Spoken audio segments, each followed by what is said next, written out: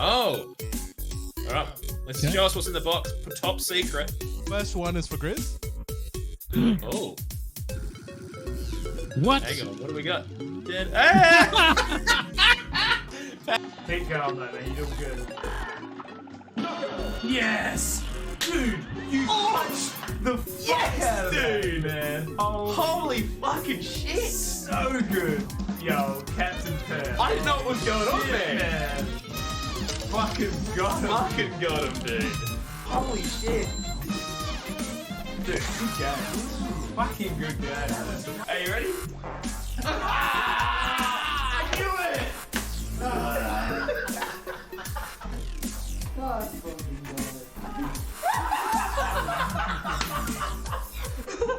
Cap, look at my fish. Oh, wow. My little bite. Ready? Bitch. Always have to steal those kisses from you. Always have to steal that kiss from you. Always have to steal those kisses from you.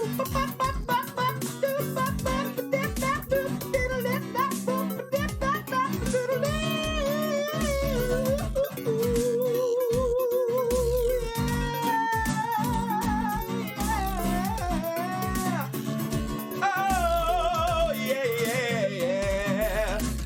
Always have to steal my kisses from you. Always have to steal my kisses from you.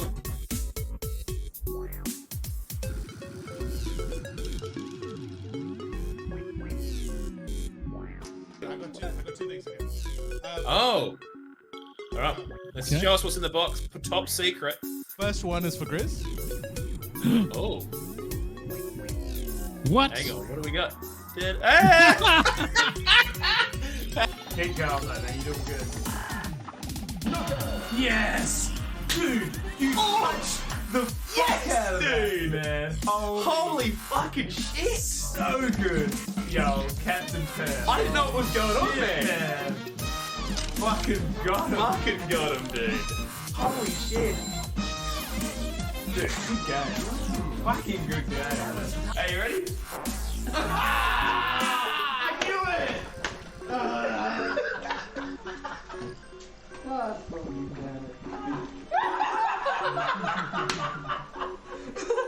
Cap, look at my fish. Oh, wow. It's my little buddy. Ready? Bitch. Always have to steal those kisses from you. Always have to steal that kisses from you. Always have to steal those kisses from you.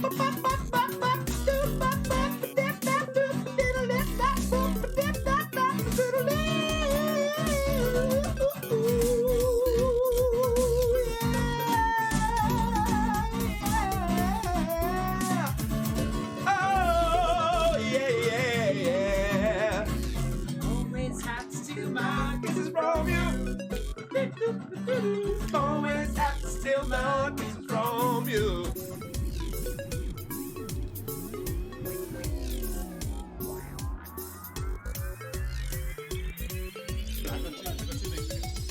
Oh. All right. Let's Okay. show us what's in the box. Top secret. First one is for Grizz. Oh. What? Hang on. What do we got? Ah! Keep going, though, man. You're doing good.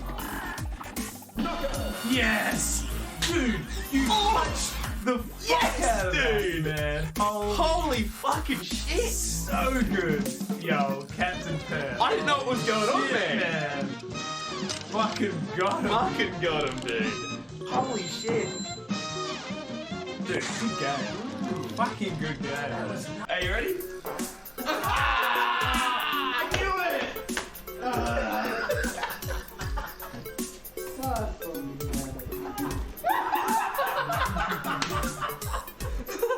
Cap, look at my fish. Oh, wow. It's my little buddy. Ready? Bitch. Always have to steal those kisses from you. Always have to steal that kisses from you. Always have to steal those kisses from you.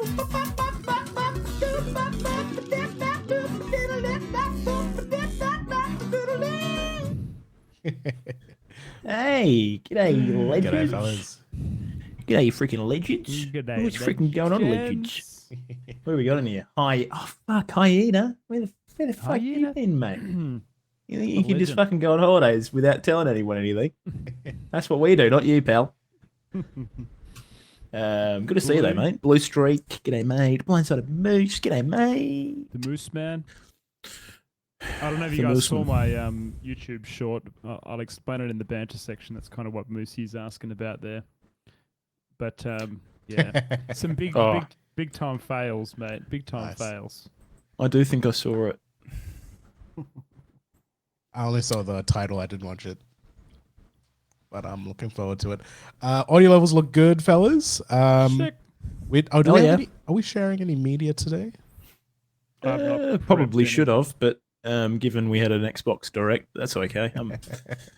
Ah, We'll paint a picture with our words. Mhm. Yeah. You're good at that, Capo.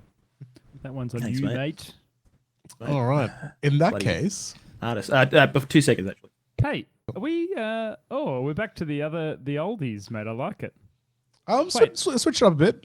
So Yeah, have you moved I got rooms, this. Pav? I got this guy ready. Yeah. This is the main.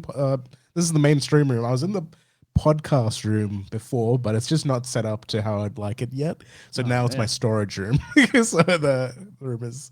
So I'm back in the stream room because I want to start streaming next month. I like it. Yeah, Looks good, mate. Looks pretty real happy. good. Pretty happy.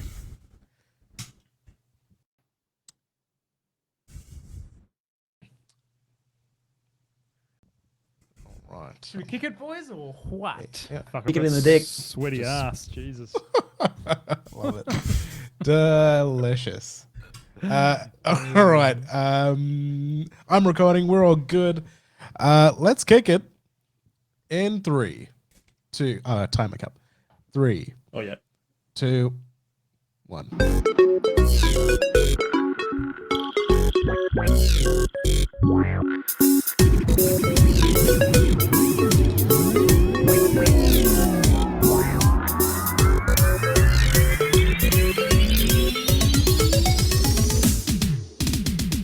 G'day and freaking welcome to Oceanic Gaming Radio.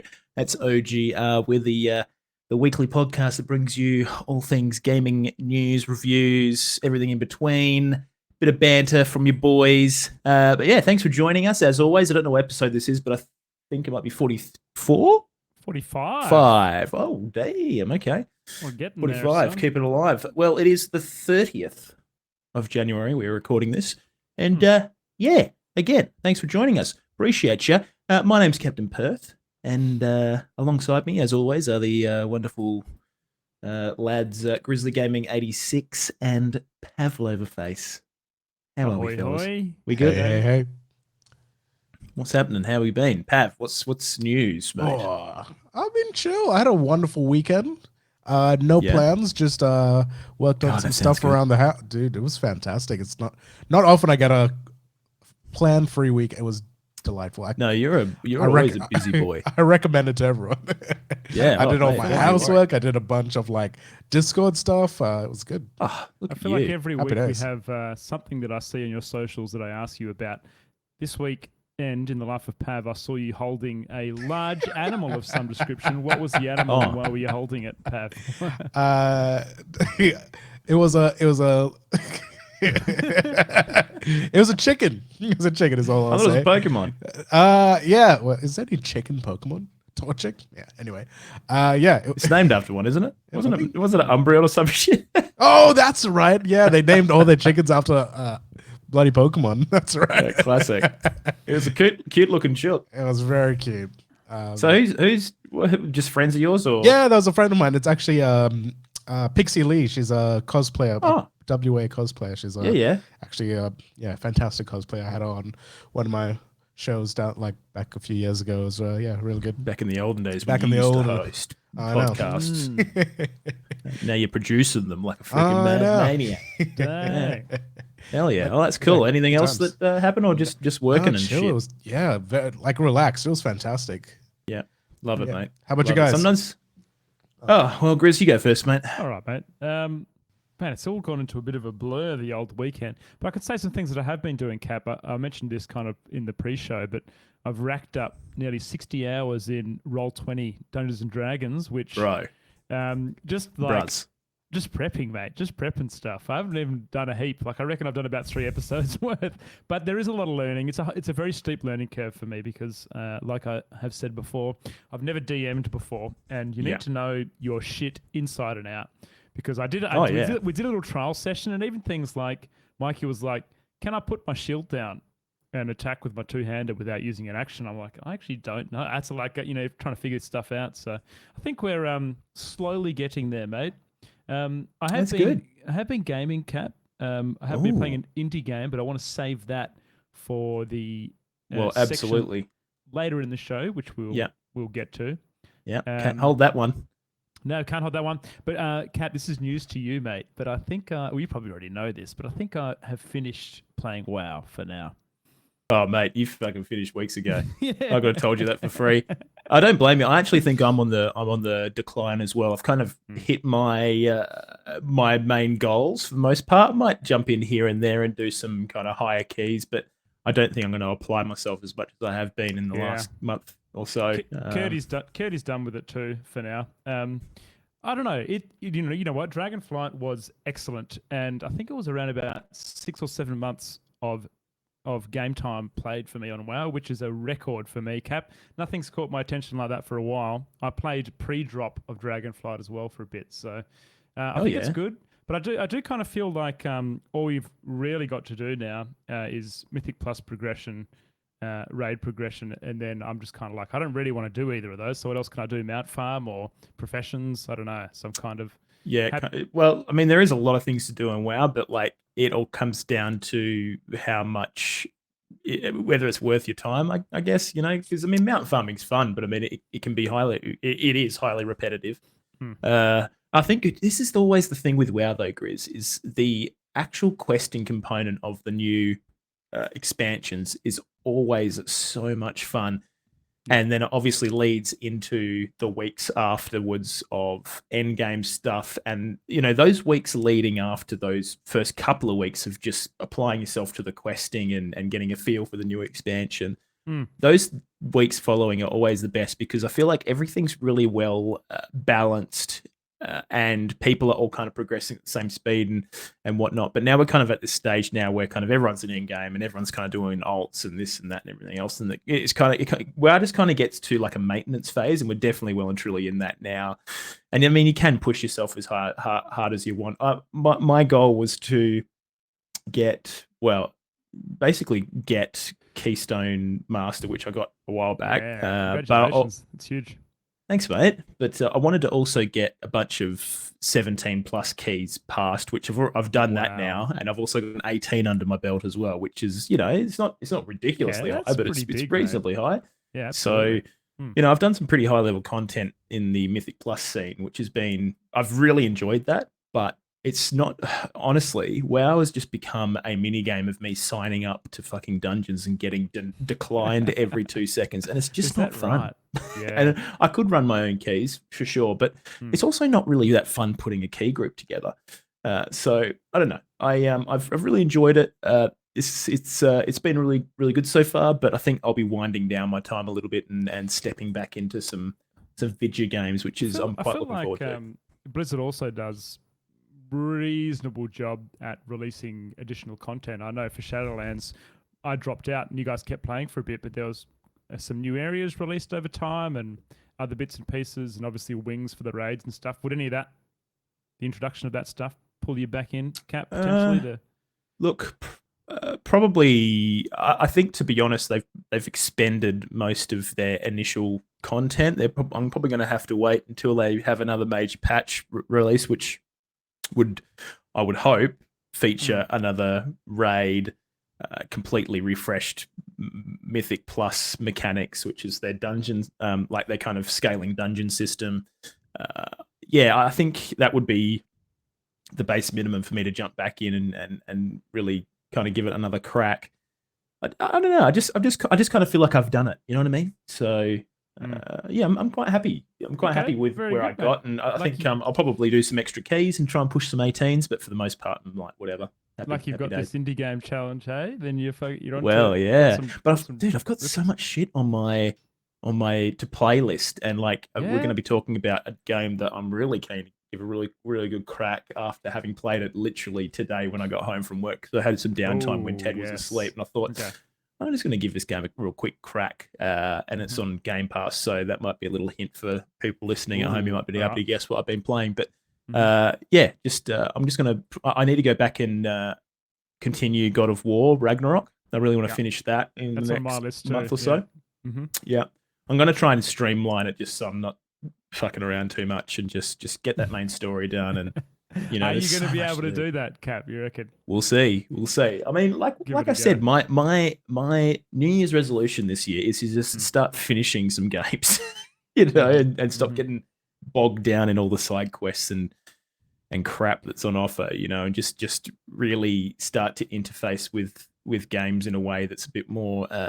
I don't know, just enjoy them and experience the mechanics here and there, not get too bogged down. So I don't know. We'll see what happens. Now, Cap, speaking about finishing games, before I ask you what you've been up to on the weekend, this retro challenge that I'm doing on stream at the moment, obviously I've been playing A Link to the Past for a while. I have managed to reset my progress twice in that game. The first time I was about 2 or 3 dungeons in, then accidentally reset my progress. The second time, dude, I had 3 dungeons left in the Dark World, so I was like a good... How did you do it? Okay, the Super NT has this weird thing where you can save the game, but if you don't press down and select, the NT actual the save states won't save on the console. And I completely forgot that. So you're using save states? Well, I was leaving my console on, so it would just the old fucking 80s trick where you would so your game would stay on so you could progress it. I mean, that's basically what save states are, isn't it? Kind of. Because they just hold your literal position and you can turn it back on and bang straight exactly where you were, not like the actual save system in game. Yeah, so I wasn't using the save function properly, and I was relying on my NT being on, and I came home from work one day to notice that we'd had a power outage, and lost my progress for the second time. But it's just been a real fucking tough playthrough. Last night, you might remember this, at the end of Link to the Past, you get a thing called like a grand bomb, and you basically have to escort it all the way to this wall, which is, you got to walk a fair way to Ganon's castle, and then you kind of line it up on the wall and you press A and it explodes, and it costs like a couple of hundred rupee. And I went and did that, and I scored it all the way up, and I pressed A, and it must have been like one fucking pixel away from the wall. So I didn't blow It's such the a wall. long walk as well for a It's just memory. like, fuck, I'm gonna walk back and give the guy another round What of do you- money. Do you need that for progression? I can't even think remember. I don't 100% know what's in there, but I think it's a fairy fountain that lets you upgrade your arrows and your Right. sword. And with the arrows, I don't think you can beat Ganon.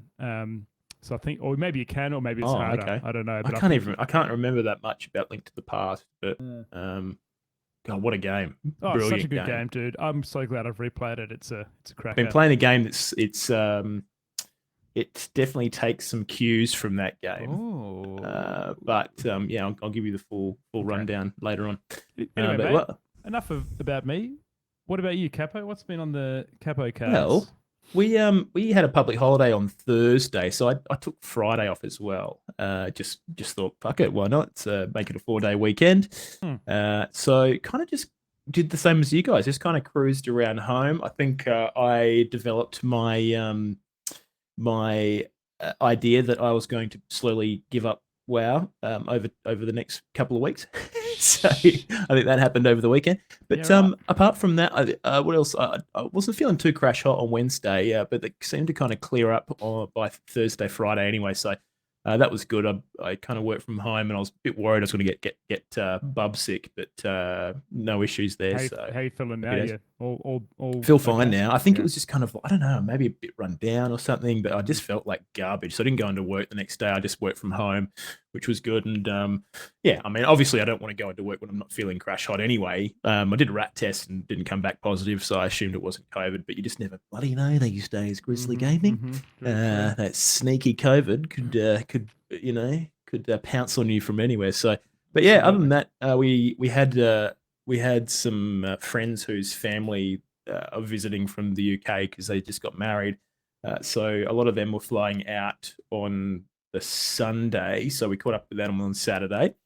And on Sunday, we did stuff all, which honestly, mate, was gorgeous. Absolutely Very wonderful. nice. It was Need that sometimes, exactly mate. what I needed. Yeah, oh, absolutely. So, and I feel like I need a lot more than usual at the moment with a baby. So, Yeah. I'm quite happy to accept those little quiet weekends with old Teabanger. So, yeah, so it's been good. But yeah, that was my week, and then smack bang into work this week, hit the ground running, and now podcast, and now we're here freaking recording this bad boy. So there you freaking go. Monday already, mate. There you go. Exactly. But look, thank you again for being here, listening to this podcast. We, as I said, we record this bad boy every Monday, 7 p.m. Australian Western Standard Time. You can watch us live on twitch.tv/Oceanic Gaming Radio. But yeah, or you can listen to us on your favorite podcasting platform, which I imagine if you're not watching us live, you're probably doing. Otherwise, I have no fucking idea how you're listening to us. It might be coming to you within a fever dream. Maybe this isn't real life. I don't know. But yeah, so there you go. Anyways, thank you again. Now, a special thank you to our wonderful Patreons for continuing to support this podcast financially. We've actually been putting your dollars to some good use, trying to get snag some clicks on old Twitter. So we're just trying to expand the web of influence. Maybe get some new listeners involved. So look, firstly, if you know anyone that wants to listen to this podcast or is looking for gaming podcasts, feel free to let them freaking know that we exist. We bloody appreciate it. Maybe share this podcast on your socials. Maybe I can send Nana a link. See what she reckons. But yeah, again, I kind of completely eclipsed the fact that we wanted to thank our Patreons. But yes, thank you, Patreons, for monetarily continuing to support this podcast. You guys rock, and you are the following people: Sukai, Moosey, Caging Runt, Sergeant Paul, Lee, GD, J-Libs, Nicole, and Brendan. Thank you so much. Huge. The All-Stars Club. Amazing. Now, big show tonight, Grizzly. A lot of stuff to talk about. Firstly, we're going to be diving into the Xbox Developer Direct. That was the gaming kind of live stream thing that Xbox did with some of their larger developer freaking companies that they own now. So we're going to bring you all the news that came out of that. Rick and Morty. Going to talk about Rick and Morty for not so great reasons. So little trigger warning on that one before we jump into it. When we get into there, someone's been up to some no good. So a bit of a trigger warning on that cheeky story. Now, EA may or may not be back at it again with loot boxes. We're going to give you the full fucking scoop on that one and let you know what the dealio is. We've also got a bunch of shit. We're going to tell you about some indie games we played, so we're going to tell you that as well. And then moving along, if we've got time for it, we're going to also talk about what's going on at Blizzard at the moment. Some interesting corporate shenanigans and tomfoolery. So we'll let you know what's going on there. As always, we also have the quickfire news and the OGR poll. So strap yourselves in. All right, let's just jump straight into it, Grizzo. Let's do it, mate.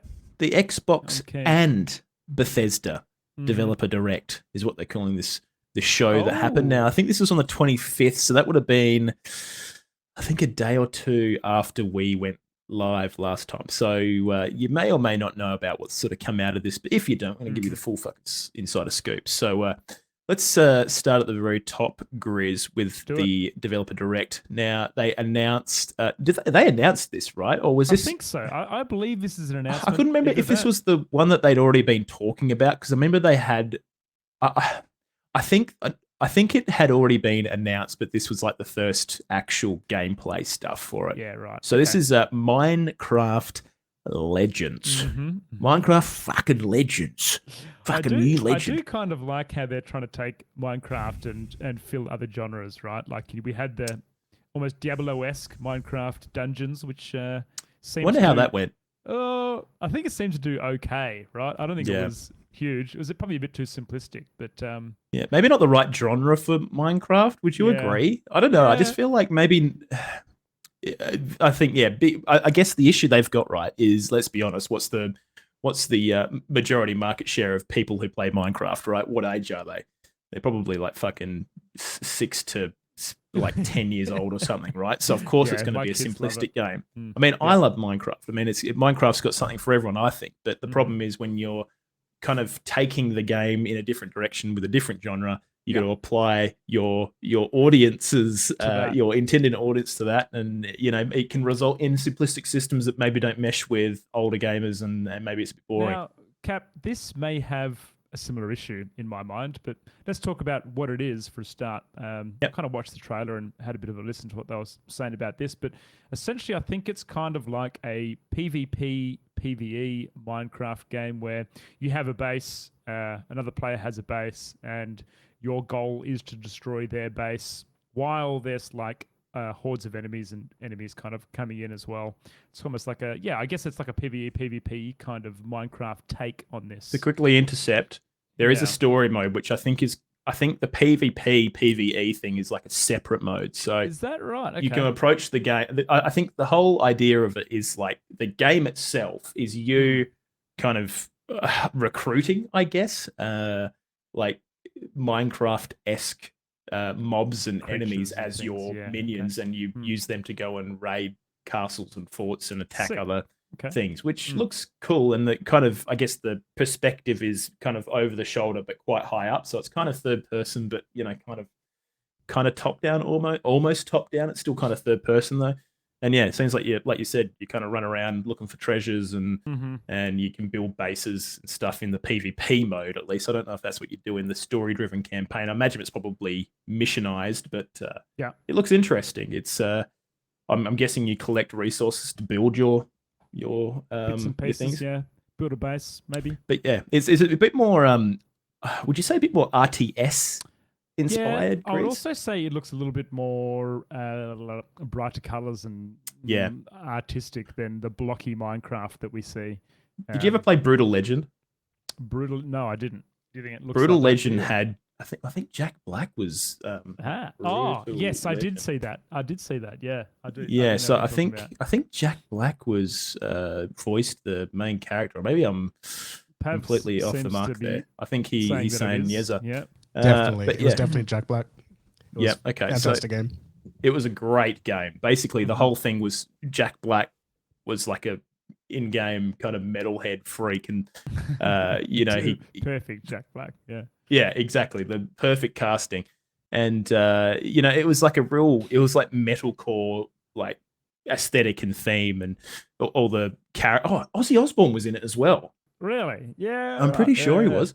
Yeah, I'm pretty sure Ozzy Osbourne was in there as well. Was, But do you remember? Did you ever watch anything from Jablinski Games, Cap? Which is yes, I did. Yeah. That was a classic It's like YouTube. Jack Black's fucking YouTube channel, gaming YouTube channel, when he doesn't really play gaming, but he did. There were some videos of him and his son playing Brutal Legend on it. Yeah, it's on it quite that's so old. cool. Is it on an old console or something? I can't actually remember. Yeah, it would have been PS3. I would have thought. I believe it was Xbox 360. Okay. Yeah. That's So, right. Oh, was it not PS3? Might have been both, but I definitely remember. Yeah, it on PS3, Xbox. Microsoft Windows, Linux. Not that you'd be God. playing on back. Mac OS and Xbox 360. But I think like the elements from Brutal Legend seem quite similar to a lot of the stuff that's going on in this game. You kind of recruited units in the world, and then you use those units to then go and lay siege to fortifications and stuff like that. Yeah. And you had a main character that was kind of like the hero character that could attack and kind of, I don't know. That's the kind of vibe that you get from that game, and it's definitely similar to this. Collect resources, build a base, and lay siege to their opposition's forces. So yeah, the PvP mode looks pretty interesting. Yeah. Is this the first time yeah. we've seen a PvP Minecraft game, Cap? Is this their foray? Well, I mean, you into- could argue that Minecraft has PvP modes and elements. Yeah. Yeah. Yeah. Yeah, you could go and smack your mate with a sword, and he's going, "Oh mate, why'd you fucking do that?" Turn off friendly mode. Yep. Yeah, exactly. So, but it looks interesting. I think I agree with you, Grizz. It's going to be, I mean, the complexity of this game. Because I mean, really, when you think about it, Minecraft's a pretty complex game. Oh, Like, dude. there's so many block interactions and Yeah. different mobs, and this is how you do this to get into the netherworld. My and blah, daughter blah, blah. knows so much more about Minecraft than I do, Caps. Like, I'll play with her. And Yeah. she's like, yeah, you got to chop down the grass to get the seeds to get the chickens to follow you. And then when you've got two chickens together, they can make hatchlings. And then it's 1 in 3 eggs that you flow on the floor will hatch a chicken. She's just like blurting all this information at me. It's like, whoa.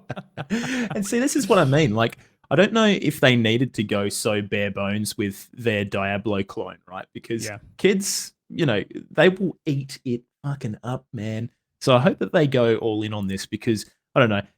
I mean, this will obviously come out on Game Pass day one, I would assume. So we'll be able to give it a crack for free, which is Cool. great. Yeah. Yeah, I mean, it looks interesting. I think if Minecraft's your jam, go and have a bit of a squiz at the trailer. It's got a real kind of like, I guess, above ground Minecraft enemies versus the netherworld below ground characters. So it's kind of like the two opposition forces, and that's kind of where the split is. So, but yeah, looks interesting. I think I'll probably just give it a crack. Why not? mate? Again, if it's going to be on Game Pass, why fucking not, right? So yeah, there you go. But yeah, that's Minecraft fucking Legends. Minecraft Legends done. Now, Grizzly, do you like driving cars? You know what? I am not a car person at all, Cap. I couldn't give a shit what type of car I drive. As long as I Yeah. get from one point to the other without Yeah. dying, I'm happy. What about driving cars at high speeds? Oh, yeah, I don't mind that. Yeah, a bit of bit of exhilaration.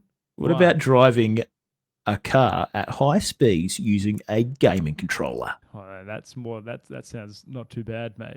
What do you- How about Forza Motorsports? Well, they've announced another one. Forza And they've Motorsports. just called it Forza Motorsports. They've Yeah. decided to give up on the nomenclature. Fuck that off. I assume this is maybe a push towards a live service game, maybe, or something that they continually add on. That would make a lot of sense to me.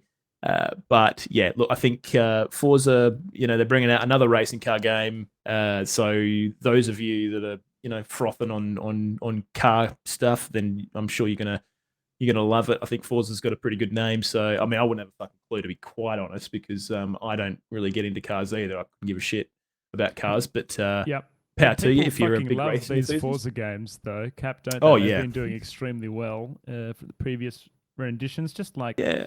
very, very well done audio design. They look fucking fantastic. I think. Yeah, I think graphically, there's all the weather effects and the interaction with the vehicle and the environments. It looks quite impressive. This particular instance of the Forza Motorsports intellectual property is being touted as the most technically advanced and authentic racing game the team has ever made. And you would fucking hope so if it's the next game in the series, mate. I tell you what, Cap, a lot of people are getting those fucking home setups that are like full cars, basically. Do you know what I'm talking about here? Yeah, like, yeah, absolutely. It is people loving like Barry, for example, with his, and there's another guy that comes into my look, stream people super get into it. It's the same kind of thing as like Microsoft Flight Sim. People do really go all in on their home simulator, I guess. So, well, again, Grizz, this is also coming to Xbox Game Pass, I assume, day one. Looks like it's coming this year. Actually, just quickly going back to Minecraft Legends. Minecraft fucking Legends. April 18th. April 18th. Yes, that's right. Yeah. So that's pretty cool. But yeah, if you want to know more about the thing, actually, it's also saying here it will feature an incredible new online racing mode and an all new car building focused single player career. Sheesh. I hope you start off with a real fucking shit heap of it. I don't remember what game this was, Cap, but one of my first ever gaming experiences, it might have been on like an original Windows computer, was you would like build your car and then you'd pay for pink slips and then you would go to this little cafe thing and there'd be a chick on roller skates and like serving you.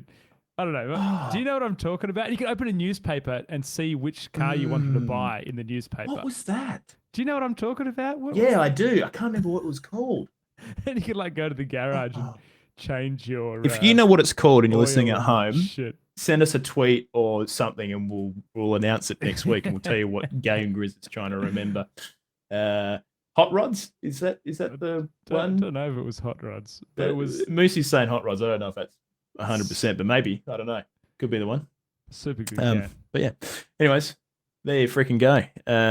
Looks like a car game. So if you're into that, you're going to be fucking stoked. All right, moving along, Grizz. Now, they out of nowhere, they announced a game that I don't think anyone had heard of at all. Developed by Tango Gameworks, who I believe they are a Bethesda-owned studio from memory. But these guys actually, this particular game, quite a deviation from their usual titles, such as The Evil Within. I don't know if you remember those games, Grizz, but they did that. They also contributed to Ghostwire Tokyo as well, so very supernatural kind of horror inspired and themed video games. They announced Hi-Fi Rush, which is touted as an over-the-top single-player rhythm action game in which the entire world moves to the beat. Now, not only did they announce it, Cap, they went, it's available now. Right now. You can go and it's available now. Yeah. And you can get it for free on Game Pass. Yeah. Awesome. So, look, for those kind of who haven't seen this, I would kind of almost tout it as, I mean, it is literally a over-the-top single, like over-the-top as in, I don't know if they mean that literally, as in it's like the game is over the top. Yeah, it's kind of over the shoulder, third person. Single player kind of platforming elements with action combat. I guess. But it's kind of like cartoony as well, isn't it? It's animated. Yeah, it's got a lot of Kingdom Hearts style combat, but everything is all rhythm based. So I actually started playing this today because I had a little window. You had a look at this. Yeah. I actually had a crack. Now, before we dive in, the art style is kind of like comic book animated cell shaded. Now, when I saw this, I thought, dude, this looks shit. This looks so garbage. I cannot stand the art style. It looks fucking boring as shit. But it was on Game Pass, so I thought, fuck it, I'll give it a crack. Now, in terms of like the setting, it's kind of like, it's almost like a cyberpunk-esque setting. You know, people are being given robotic limbs and there's heaps of robots floating around that do jobs of humans and, you know, there's that kind of thing going on. So, but it's a way more whimsical kind of cartoon comic book style thing. So But yeah, I mean, it's the cool thing about this is yes, again, it's all rhythm based. So the combat itself, everything in the world is moving to the beat. So you can see elements of the beat happening. So it might be like a street lamp, and the street lamp's like, flashing to the beat in the background. So everywhere you look, there's reminders of the beat to the music that's playing right now.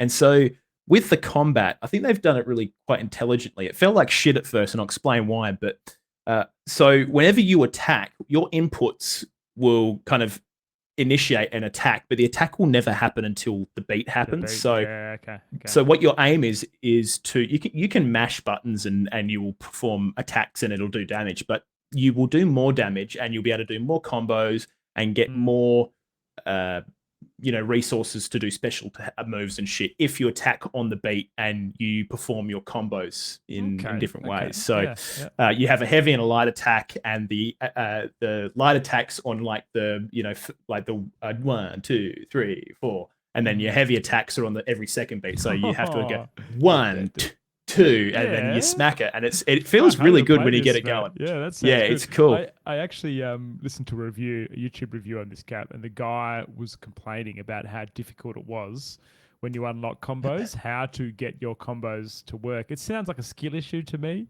But I do agree with that, but I've kind of thought maybe I just need more time with it because I've literally only given it 45 plus minutes. Some of the combos, like there's one combo where you've got to, it's like a rest. So you initiate an attack and then you have a rest and then you continue the combo. So it'd be like with light attacks, it'd be like attack, rest, attack, attack. Okay. And then on the attack, the first attack, you'll hit the enemy, and then on the rest, your character will throw them up into the air, and then you'll attack them twice in the air. Yeah, that's kind of cool. I like that. Yeah, it is cool how they've done it. I can only assume there's going to be more combos, and there's also like you as you build up. So you kind of go into combat in little battle arenas that you kind of come across in the open world. Well, it's not open world. It's like it's kind of like it's pretty linear. Okay, so you do some exploration. You find bolts and shit that you need to use to upgrade your weapon, which is a literal guitar made out of all these nuts and bolts. And then your character will come across these battle arenas where these robots pop up and are trying to stop you from doing the thing that you're trying to do in the game. And then you start your combat. But I can't remember where I was going with that. But yeah, the combat's really cool so far. It did feel like shit at first because, again, it doesn't matter when, like, if you're out of time, your character will still attack on the beat. Everything happens on the beat in the game world. Even enemies will attack you on the beat. So you can initiate dodges and stuff if you're smart on the beat, or just on the beat so that you dodge attacks, basically. So, but it's cool. Now, also slight praise for the soundtrack because they have Prodigy and 9 Inch Nails. And the Black Keys, dude. And the Black Keys. So, pretty freaking rad. Soundtrack. What did you think as you were So I haven't heard any of the feature tracks yet, but even the standard tracks they've got in there, it's quite they're quite good for just, I assume, just a indie soundtrack. It's just a rockin' kind of indie. Is that the smack your bitch up? Yeah, I'm pretty sure. They also do you're the fire starter. Oh yeah, the fire starter. Yeah. Fire starter. It's like real intense. I want to do like boss battles with some intense. But it'll be interesting because I don't know if so the tempo's fairly quick. So it'll be interesting to see if it goes up and down in boss fights. I'm assuming that boss fights must get like a title track. One thing to note, Grizz, is this game, if you bought it full price, I think it's only like $50-$60 Australian, which is like half the price of a regular game, or maybe kind of a little bit over half the price. But so I don't think it's a full priced video game. So I assume that it's not as big as but maybe I might be completely wrong there based on the pricing. But but yeah, Cap, Jim's brought up something interesting in chat. They have a streamer mode. So the streamers don't get DMCA. They're very verbose about that when you start the game, which I thought was really cool. It's basically this big warning just saying, hey, you might want to consider putting on streamer mode if you plan on streaming this game so you don't get DMCA, which is great. Really good attention to detail, and obviously helping out the streaming community because people have been burnt by that before in the past. But yeah, they do a really good job of giving you the tutorial and stuff, and I guess giving you opportunities to test out your different stuff. One thing I found really difficult actually is you can dodge 3 times, up to 3 times on the beat, basically to do 3 quick dodges. But if you miss the beat, then you'll only do 1 dodge, and then you've got to wait for the next beat to do a dodge, and you can try and get basically 3 quick dodges. But no matter how fucking hard I try to do it, it just doesn't quite Couldn't get pull it to off work. properly. Yeah, it's just really weird. But I feel don't know like whether my fighting timing's off. games had that thing as well. When you're trying to learn the combos and do the things, there's always like slight intricacies or when you should be pressing the buttons or not. And Yeah. doing things. I do wonder if it's maybe because I'm using keyboard, but I'm wondering maybe I should give controller a bit of a crack to see how that feels. But yeah, basically this stage, for me, Hi-Fi Rush is a lot of fun. I don't know if the art style I like it that much. Still, I don't know if I will really like it, but I'm definitely enjoying my time with the game. I can appreciate the graphics because the graphics actually look really good in game. But it's just the art style isn't really my aesthetic. But it's kind of really goofy, silly comedy and stories. So if you're into that kind of thing, you'll get a kick out of this. The characters are pretty that it wacky. came out of nowhere, Cap. Like there was nothing leading up to it. It's just like bang, here it is. It's out now. Off you go. So it makes you wonder why that's the case. I think some games maybe just. I think about a lot of the games that come out. From Ubisoft and stuff like that, that have similar art styles, and I think some games maybe just get put into kind of like a people's like mind garbage bin, and they're just like, okay, that game is not coming out for fucking ages, and I don't know, I don't really know if I'll like it. But the thing is, this game came out suddenly on Game Pass, didn't give people an opportunity to really make that decision. They were just because it's for free, so just go and give it a crack, and I think that worked out really well in its favor. I don't know. Sometimes you'd probably wonder whether a game that gets dropped like this really quickly, maybe they're trying to avoid reviews or something, and maybe it's a shit game. But I think this is actually a legitimately decent game. Again, I've only played 45 minutes, so that's the kind of scope we're working at. But from what I've gotten from the game systems already in my introduction to the combat, it feels really fun. And I'm looking forward to putting a little bit of time in this and just kind of streamlining through it and getting it done. So, go and check it out. And I'm playing it on hard mode, which hasn't felt that hard yet. So I think another cool thing about the combat, Grizz, is you get scored per kind of combat kind of round you play. So, you get a better score for, attacking on the beat.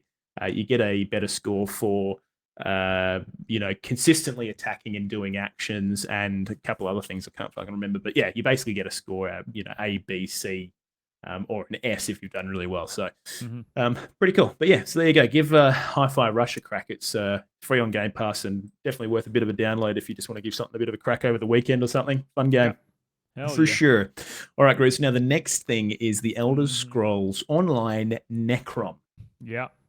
Now, look, this is another update and expansion to the ongoing kind of Elder Scrolls Online video game. I think.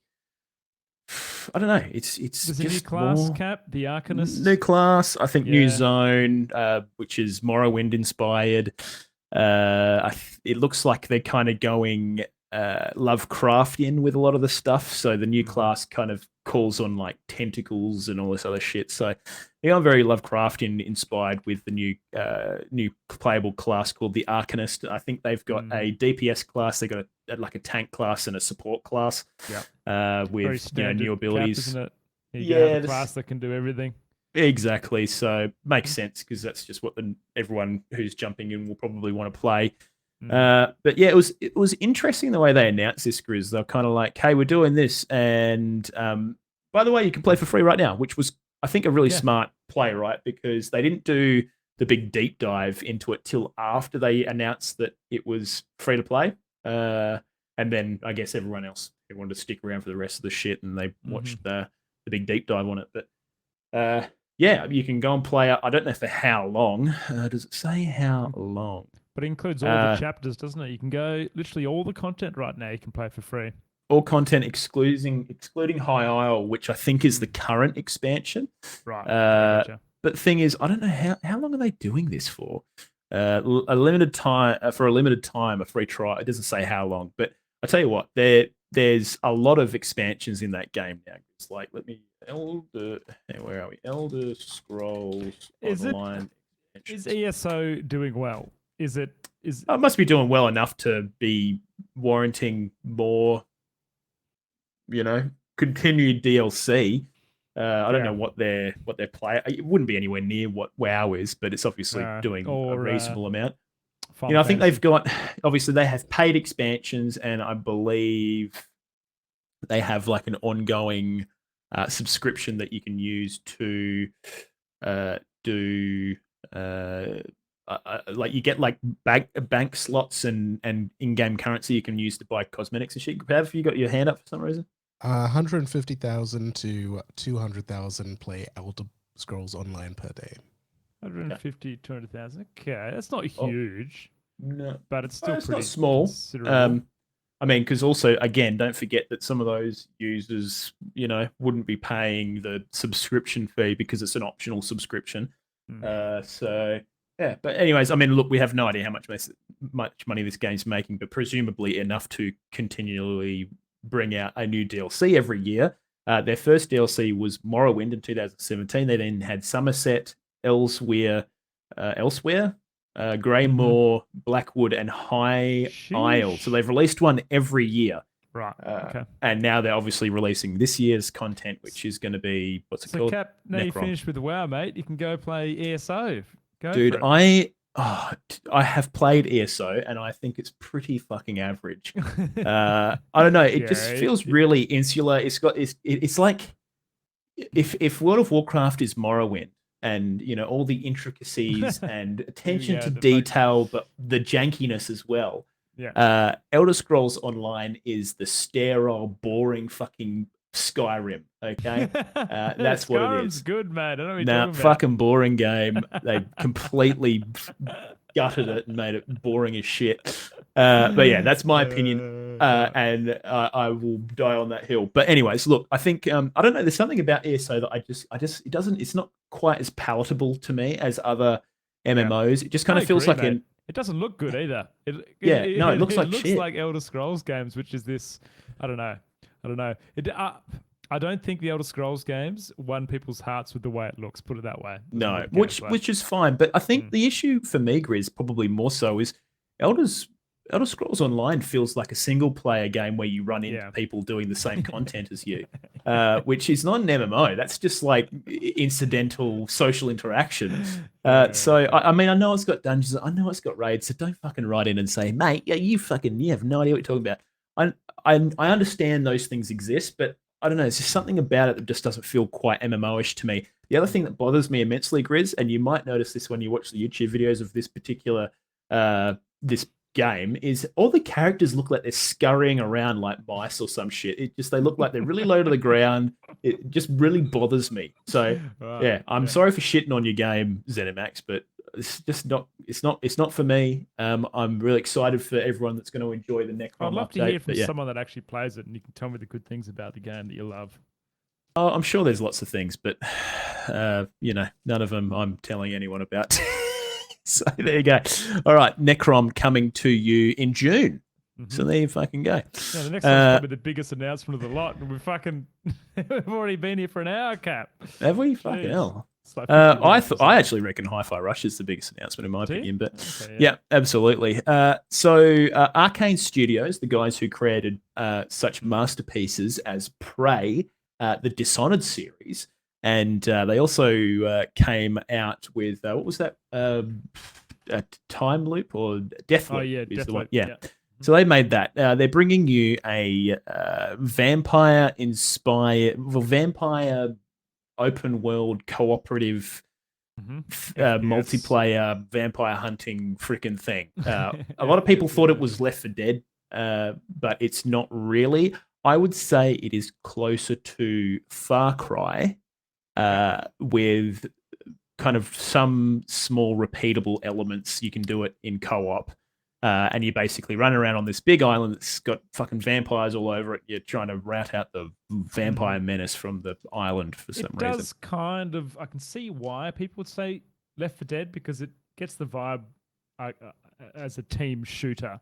Well, taking there's things also down. 4 classes of player as well. Yeah. So I think people thought, oh, this is the Left 4 Dead game because that's that person, this is this Mm-hmm. person. But I think there's little pieces of their previous works like Dishonored in this. There seems to be, you basically there's a big open world and you've got different things you go and do, like go and route out vampire nests and go and save villages and all this other shit. Yeah, But it's like a seems like bounty there's multiple board different and ways. You've got like Yeah, a exactly. home base where you can kind of, I assume, upgrade your shit and Yeah.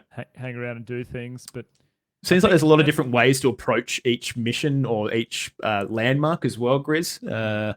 So, which is very similar to Dishonored. Dishonored had, story missions that, would have multiple different ways to approach it, complete it, and then, get out or do whatever you had to do. So, but, there's going to be player customization.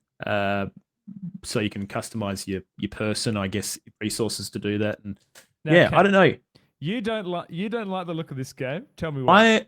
I just think it looks so fucking uninspired. Like, these guys have produced some insanely good and aesthetically interesting video games. Like, for example, Prey was kind of this. It was kind of like this in between, like retro sci-fi thing where it wasn't quite retro, but it was very sci-fi. It was obviously on a moon base, and you kind of got an alien menace happening, and you woke up and it was like a real, like what was that movie with Leonardo DiCaprio in the mental asylum? What was that one called?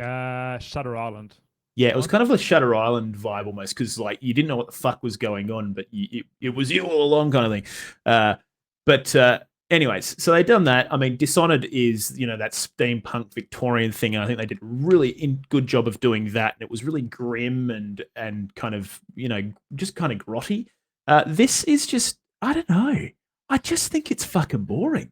Like, See, I don't know. actually like the look of this, Cap. I actually, I'm kind of the opposite to you.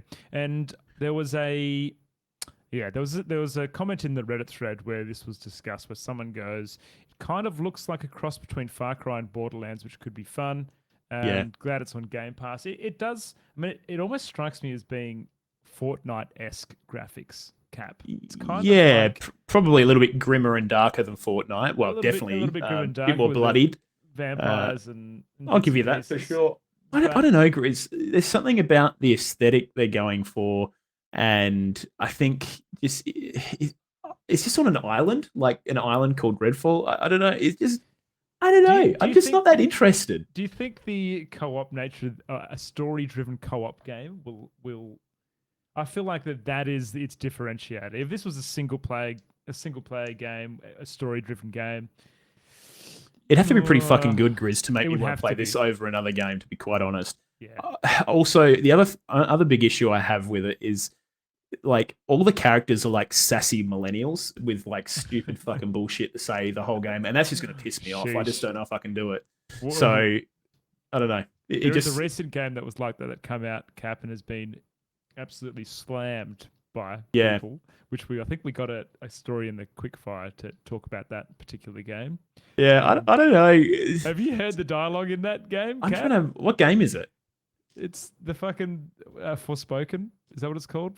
Oh yeah. Well, I think and I had the same issues with Forspoken when the first trailer came out. I was like, this protagonist is just giving me the shits, and they've had the same issue with Redfall, where the first thing that they released was like, all the characters are just like sassy fucking idiots, and it's the kind of thing where they're trying to blend horror elements in the game. Like, they even had a couple of segments in the trailer where they're going through dark rooms and looking for vampires. But then, like, you have these characters like, let's go hunt some vamps. It's just like, oh god, this is so fucking lame. I don't know.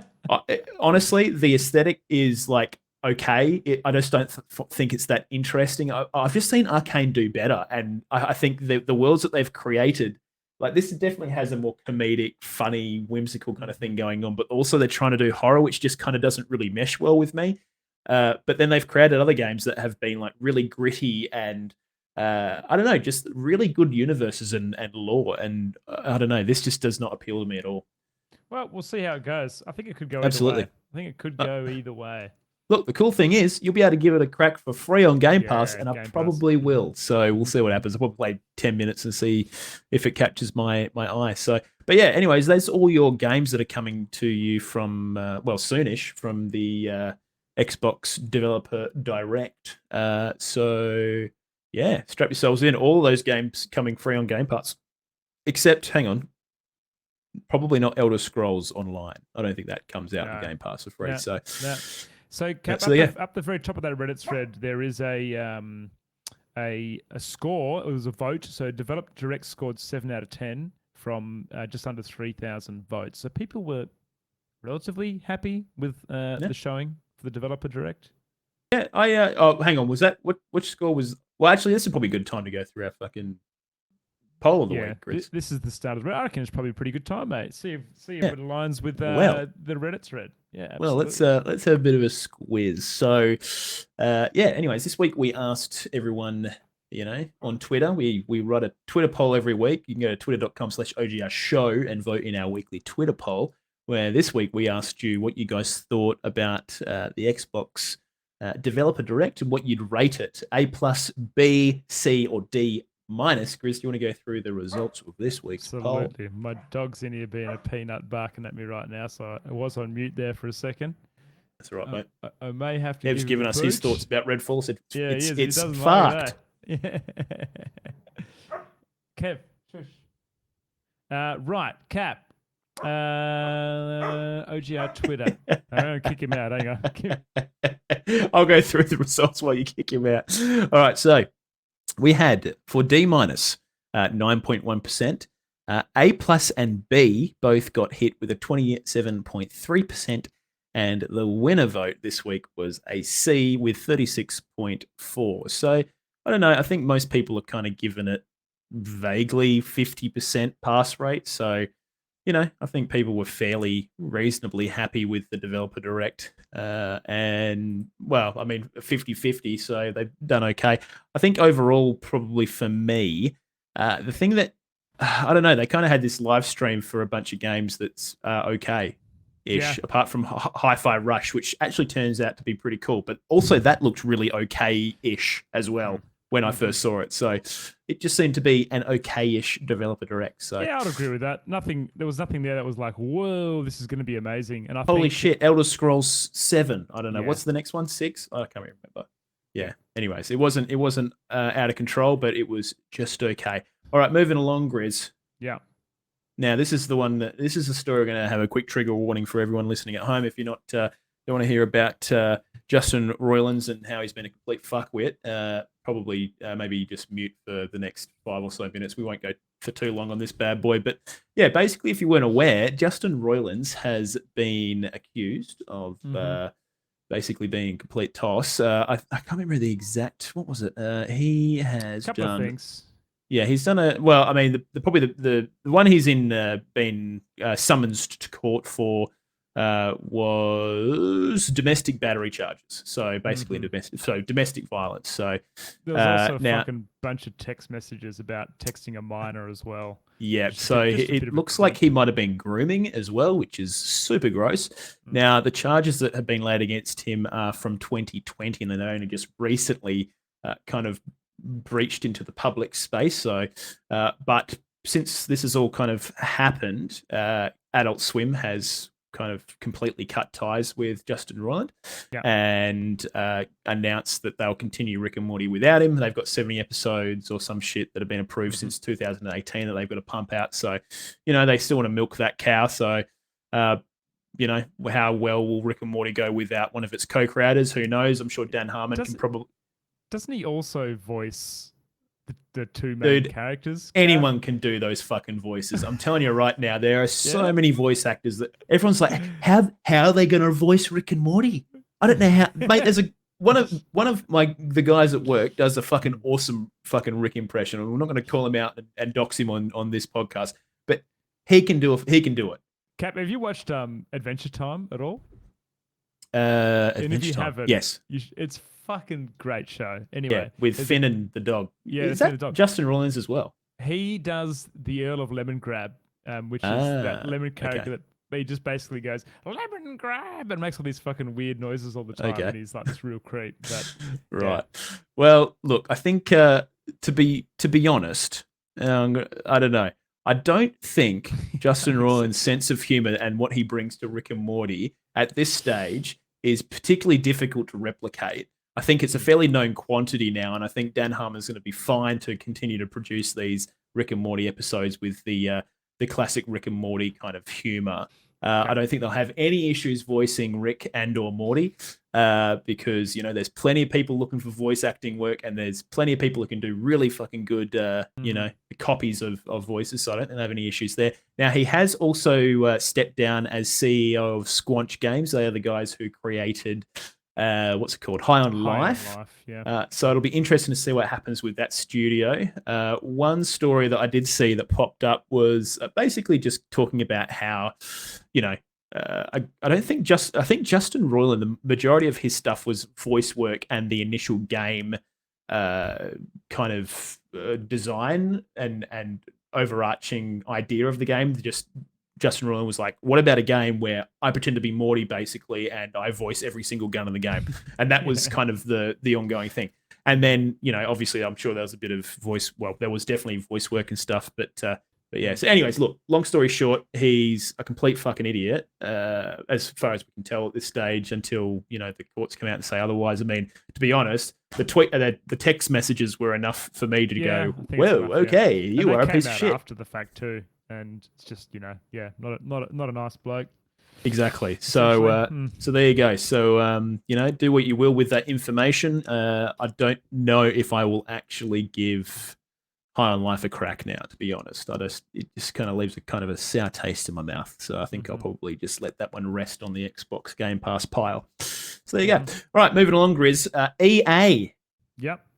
They love their loot boxes, Grizz. They fucking love to add a loot box to a video game. It's one of their favorite pastimes. It's like walking down the street and playing hopscotch, or, you know, going down to the pool and doing a fucking dive. You know, they just love to fucking add loot boxes to things. Cap, what we're talking about here is the new Skate game that is coming out, which is in beta play test right now. That is correct. Apparently, the testers have found these things called swag bags in the beta test, which is a loot box, essentially.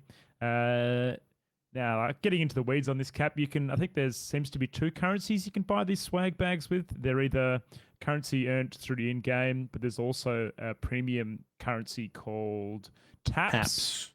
Yeah.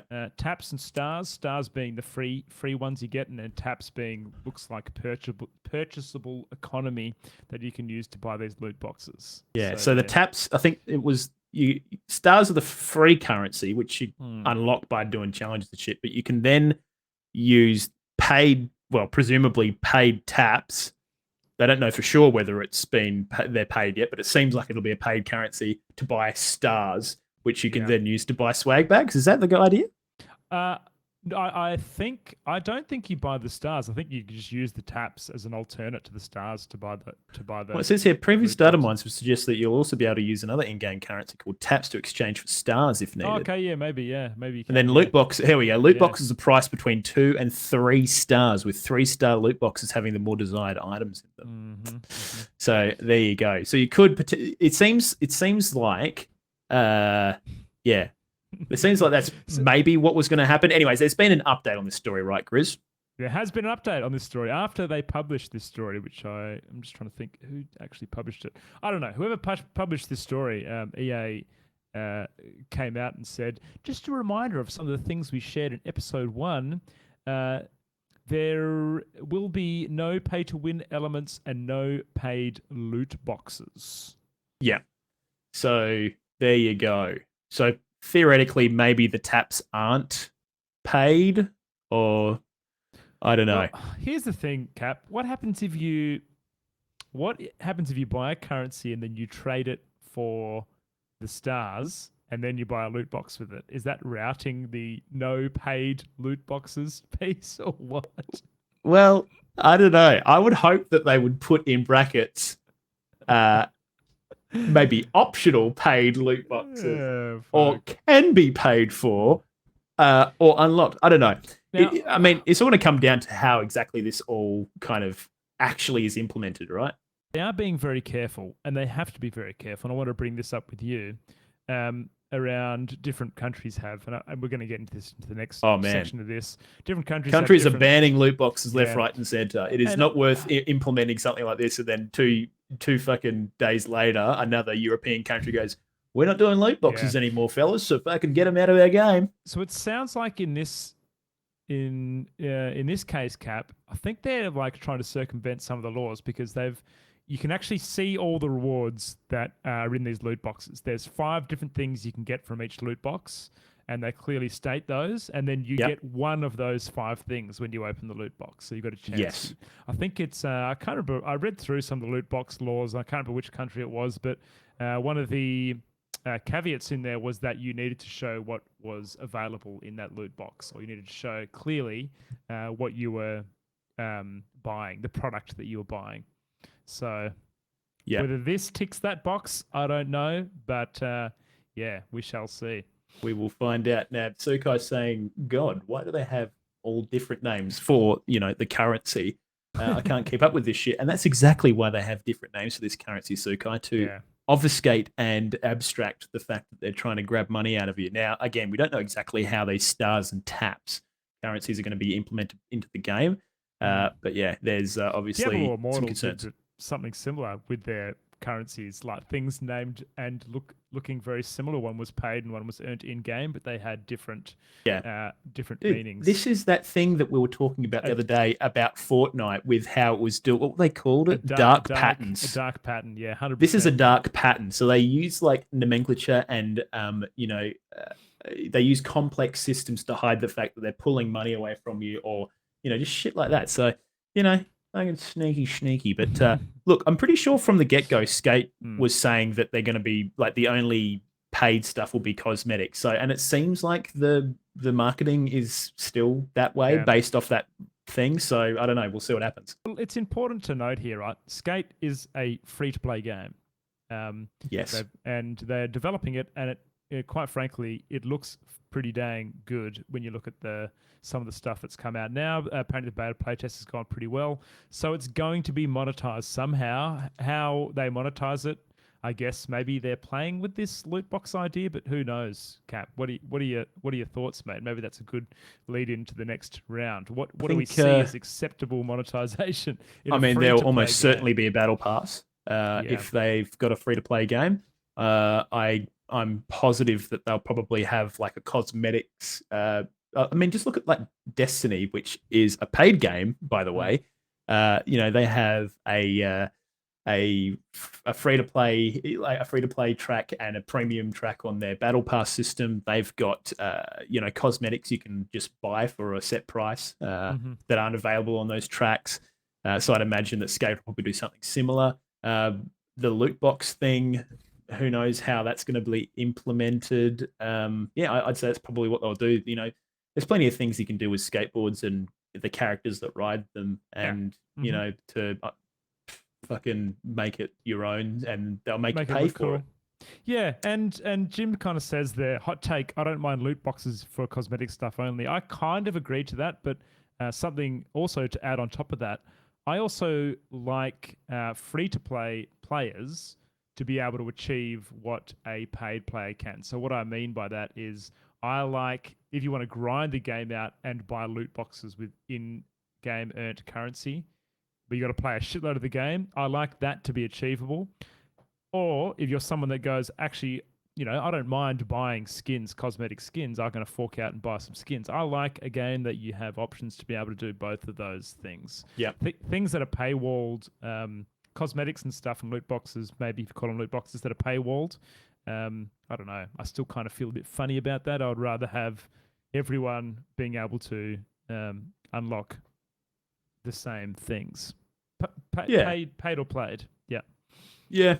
I don't know. I think it all comes down to what you find as acceptable monetization, right? I think I'm fine with a battle pass system. I'm fine with loot box. Ultimately, I think the big kicker in this is no paid gameplay advantages. You know, if you're Okay. going to make me pay for a fucking wheel on my skateboard that gives me 10 extra speed, then yeah, that's fucking bullshit. Well, And that's what Diablo did. Diablo did with what was it called? Yeah. The Devil Immortal. mobile one. Yeah. Immortal. Yeah, that they Um, literally had that. So you know, Interesting point of discussion here, Cap. I feel like this would be a perfect game for in-game advertising. You've got a skate game, billboards and stuff like that, you know, which yeah, for sure. could potentially earn revenue. And we They've haven't been talking about really- doing that. Like Xbox has been talking about building like a platform to have, I guess, like dynamic advertising Oh, yeah. within all their video games Mhm. for a very long time, and I'm sure it's on the way. But yeah, you're right. I mean, video games are such an untouched place for advertising, I feel, and especially a free to play game where you can kind of argue, well, you're not paying for it, so here's a few ads on these billboards. Could you imagine seeing Viagra ads in your Elden Ring? Like, it has to be the right game Yeah. for it, you know? Yeah. It's got to be the right game for it. I think Skate is the right one for that, because there will be billboards and For sure. posters and stuff like Yeah. that. So Yeah, good target for sure. All right, there you go. EA is adding loot boxes. Will they be paid? Will they not be paid? Who fucking knows? We'll find out Mhm. next time. All right, now Grizz, we kind of wanted to talk about some of the games we've been playing this week as well. Yes, mate. Maybe I might start. You okay with that? Yeah, absolutely, mate. Go for it. Cool. All right, so I'll be playing a little indie game called Under Dungeon. Now, Under Dungeon, right. Under Dungeon. Now, this is Give it a Google. the graphic style is touted as 1-bit, meaning black and white, but it's got kind of Game Boy-esque graphics, I guess. Dude, but it looks sick. it does look pretty cool, doesn't it? Now, it kind of Yeah, is a blend between, I would say it's got elements of Undertale in it, and it also tries to do the Zelda-like kind of dungeon thing where you're fighting enemies and trying to figure out puzzles and collect keys and open different It's kind of a rooms. strange perspective, Cap. It's not quite top down. It's kind of like looking at I don't know, how would you A explain that? diorama. Yeah, it's like a diorama kind of thing. Yeah. Kind of, I mean, kind of like Link to the Past, right? It Like is, it's the same actually, kind yeah, of yeah. perspective. So Mm. it does the same thing as Link to the Past, where you keep going between different rooms and areas, and they fit the screen, and you walk around in those, and you do puzzles and blah blah blah. Now, Under Dungeon is set in this weird and wonderful, whimsical world where you're playing this cat that is just got a new job at a delivery company.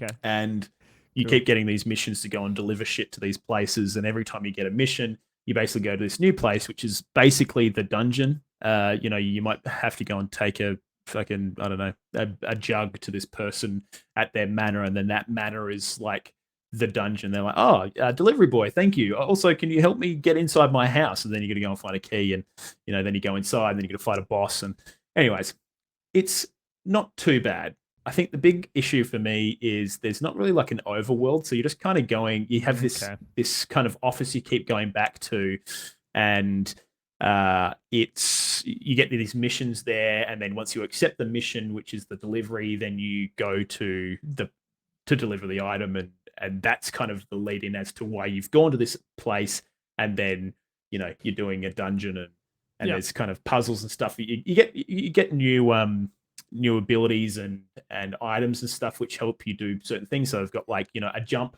all of a sudden that helps you get over terrain, and they also have like a hook shot style thing that I found as well, which helps you kind of again cross terrain. So and it's do bits kind of and a pieces. Metroidvania. Is there places that you couldn't have gone until you unlock those bits and pieces, Cap? Is it? Or? In those specific areas that you go to, this is the thing. There's no real Metroidvania to it, because you can't go back to the first dungeon you went to and find new stuff, because you keep going to these different areas and you do all of it. Mechanics.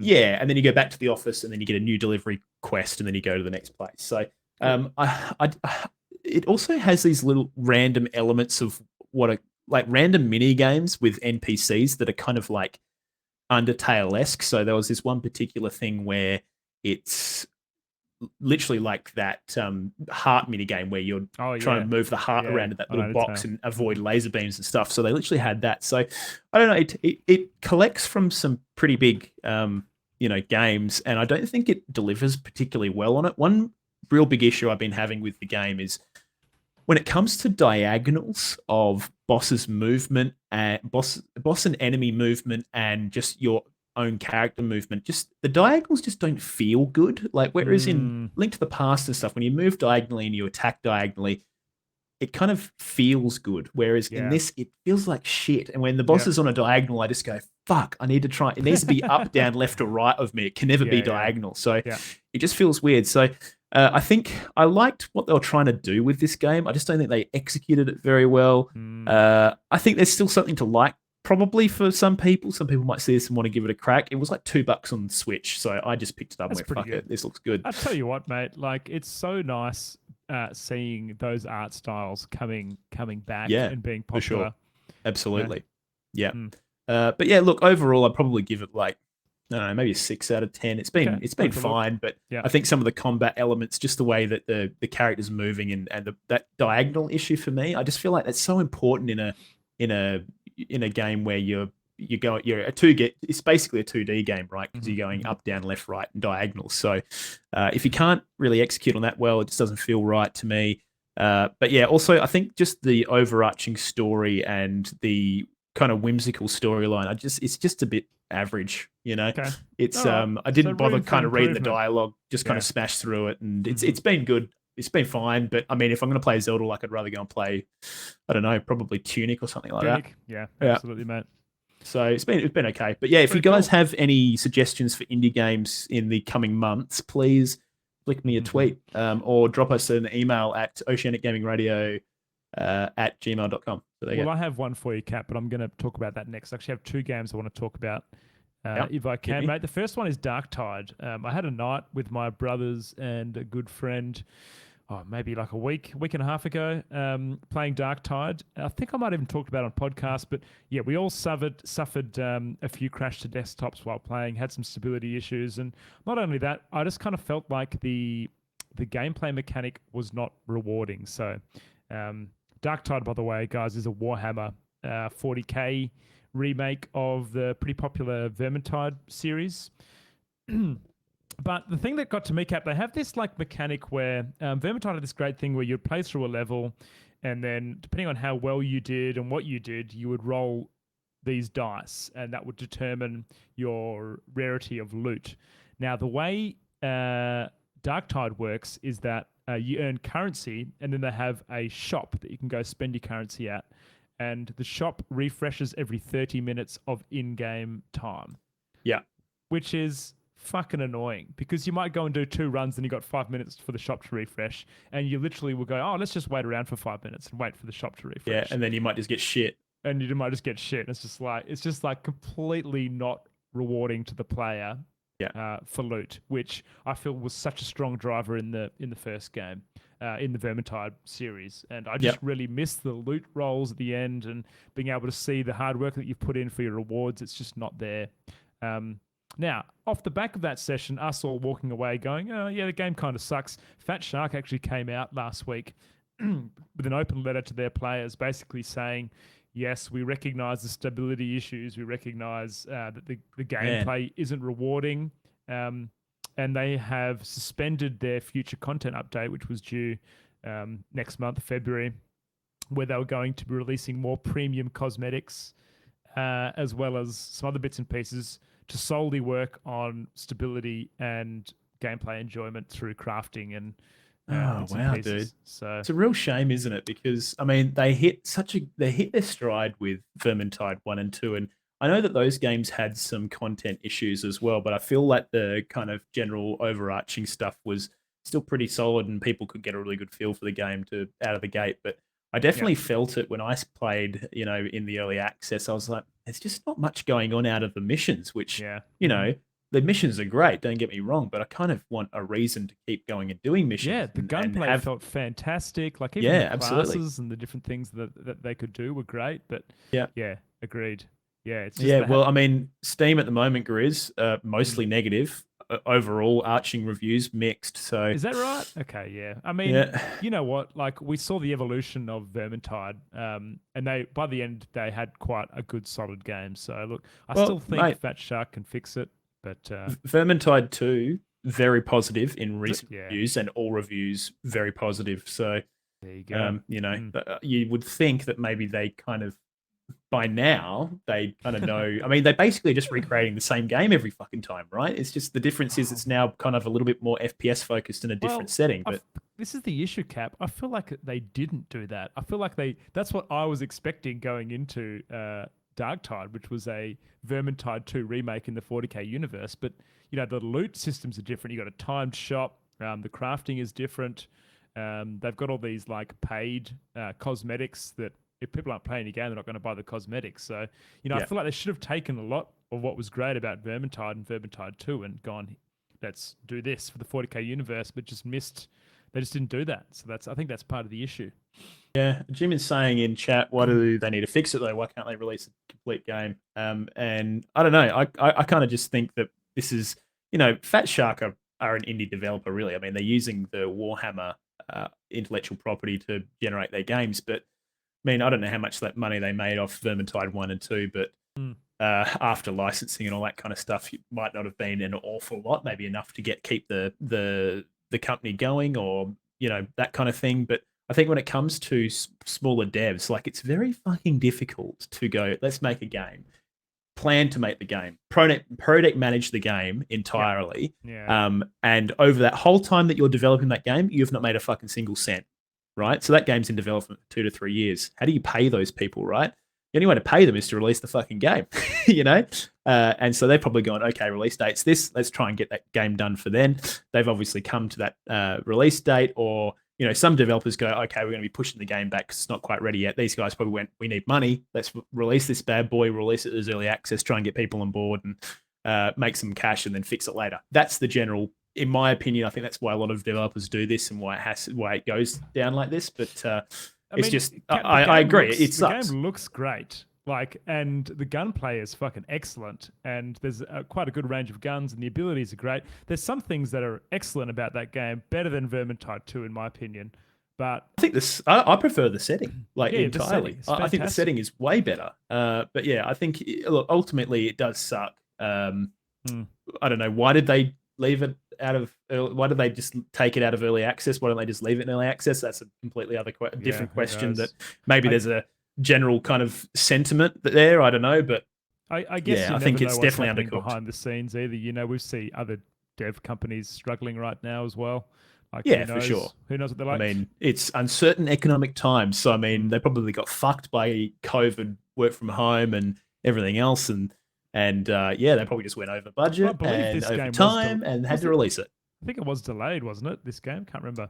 Probably. I mean, every other game was delayed last year. So, but now another thing, Grizz, real quick, is you can't, if you own this game on Steam and your friend owns this game on Xbox Game Pass, you cannot play with your friend. Oh yeah, no crossplay. That's a rookie dude. error, How is this still a fucking problem? I just do not get it. Oh my god, such a peeve. I just it bothers me immensely. But especially when your games are released on Xbox Game Pass for free, and then you had the early access available on Steam.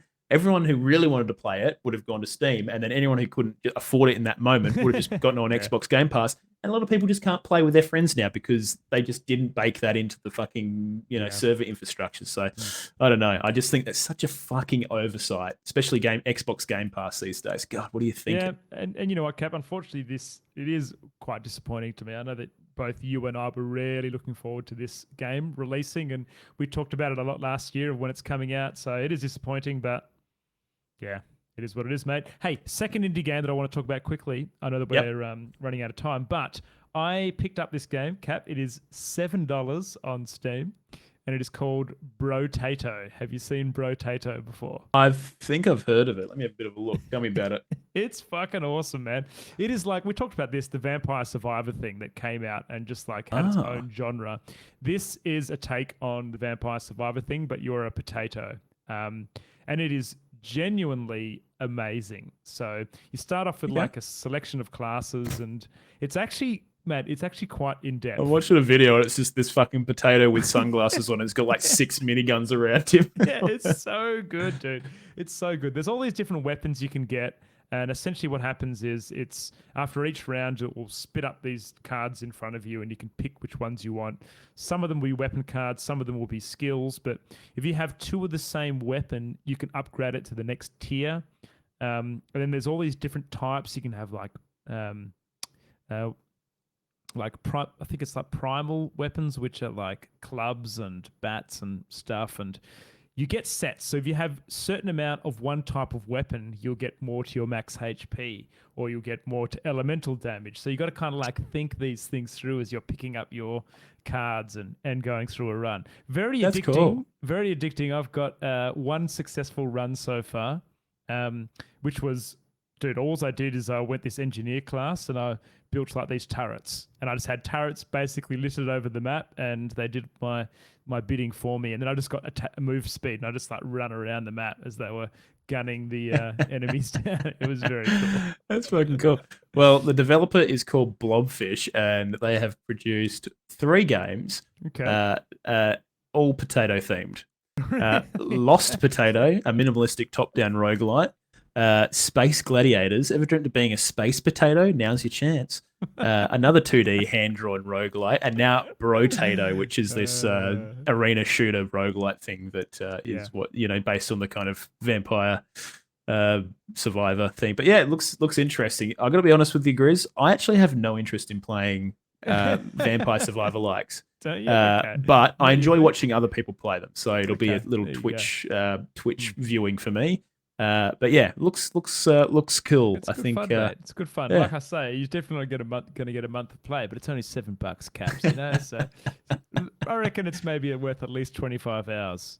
Yeah, I don't know. I think I might play God of War Ragnarok, mate. I'm sorry. All right, real quickly, we're going to go through the Blizzard stuff because I don't think we get a chance next week.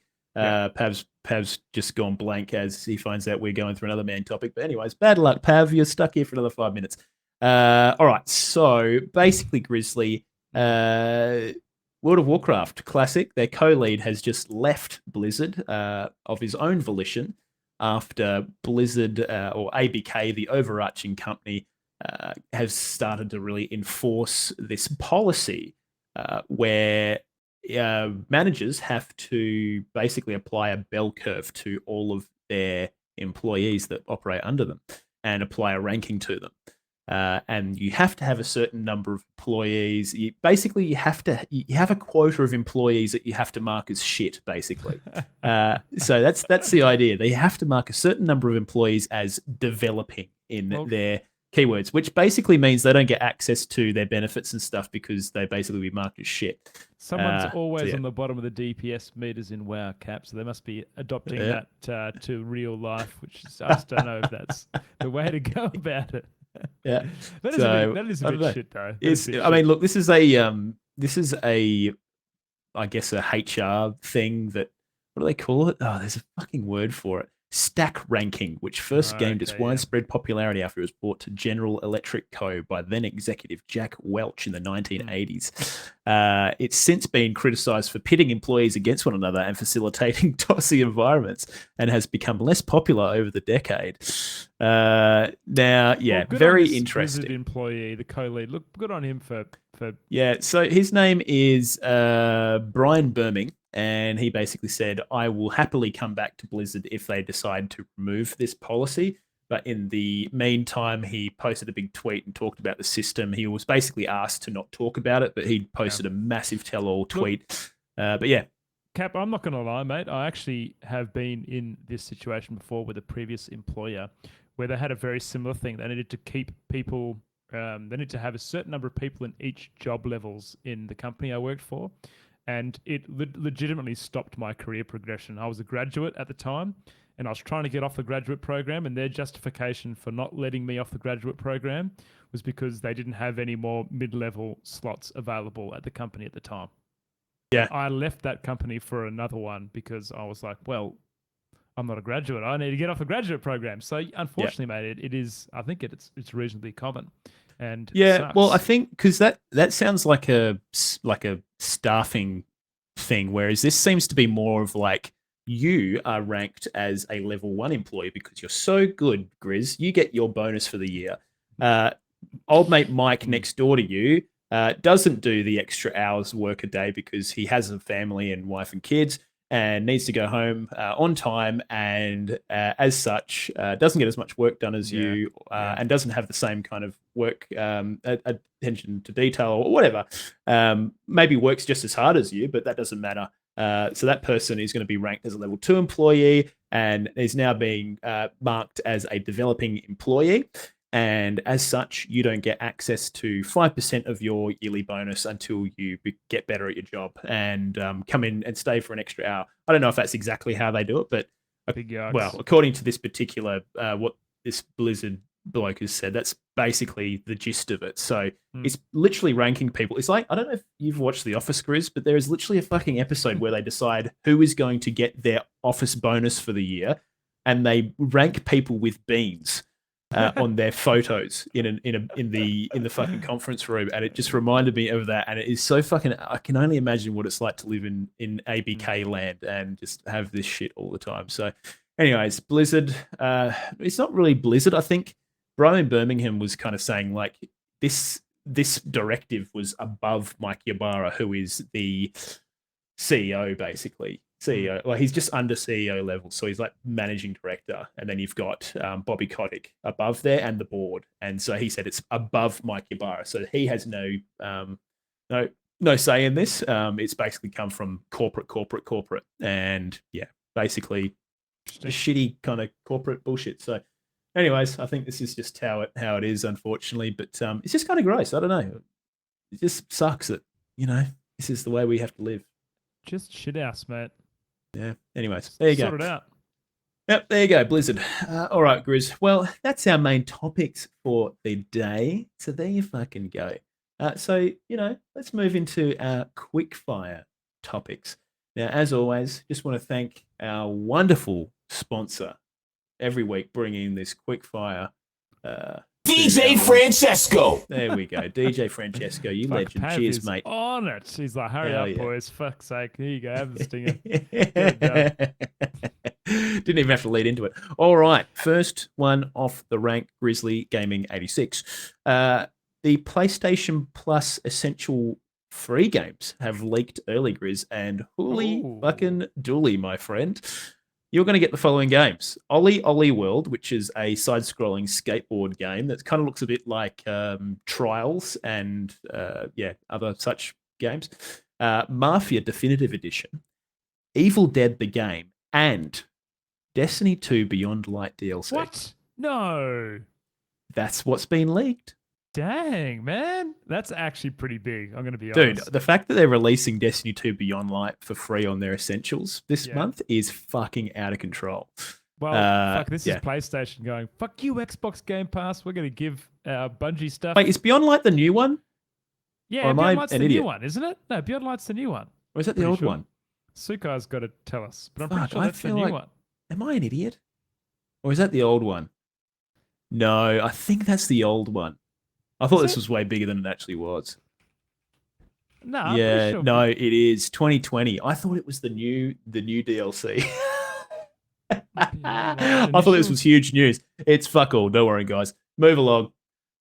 Beyond Light. You might be right there. Yeah, you might be right. No, Beyond Light is the 2020 one. What's the new one called? It's like fucking Neon Lightfall is the new one. Fucking Light. God damn it.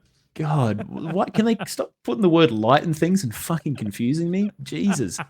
Okay, well, look, wind it back, everyone. Chill out. It's not as interesting as we thought it was. Actually, pretty shit. Okay. Yeah. Anyways, PS Essential free shit games leaked early. There you go. I think Evil Dead is supposed to be pretty fun. Yeah, probably is. Yeah. All right. Cat, Power Wash Simulator is getting a Tomb Raider expansion. Tomb Raider crossover and Power Wash Simulator. So what, are you like in the mansion? The old you're in Lara Croft Mansion power washing a house. I saw a video of like you power washing fucking like I don't know, like her fucking museum and shit. The big question here: do you get to power wash Lara Croft? maybe, I don't know. That we might not. I don't know. That's a very good question.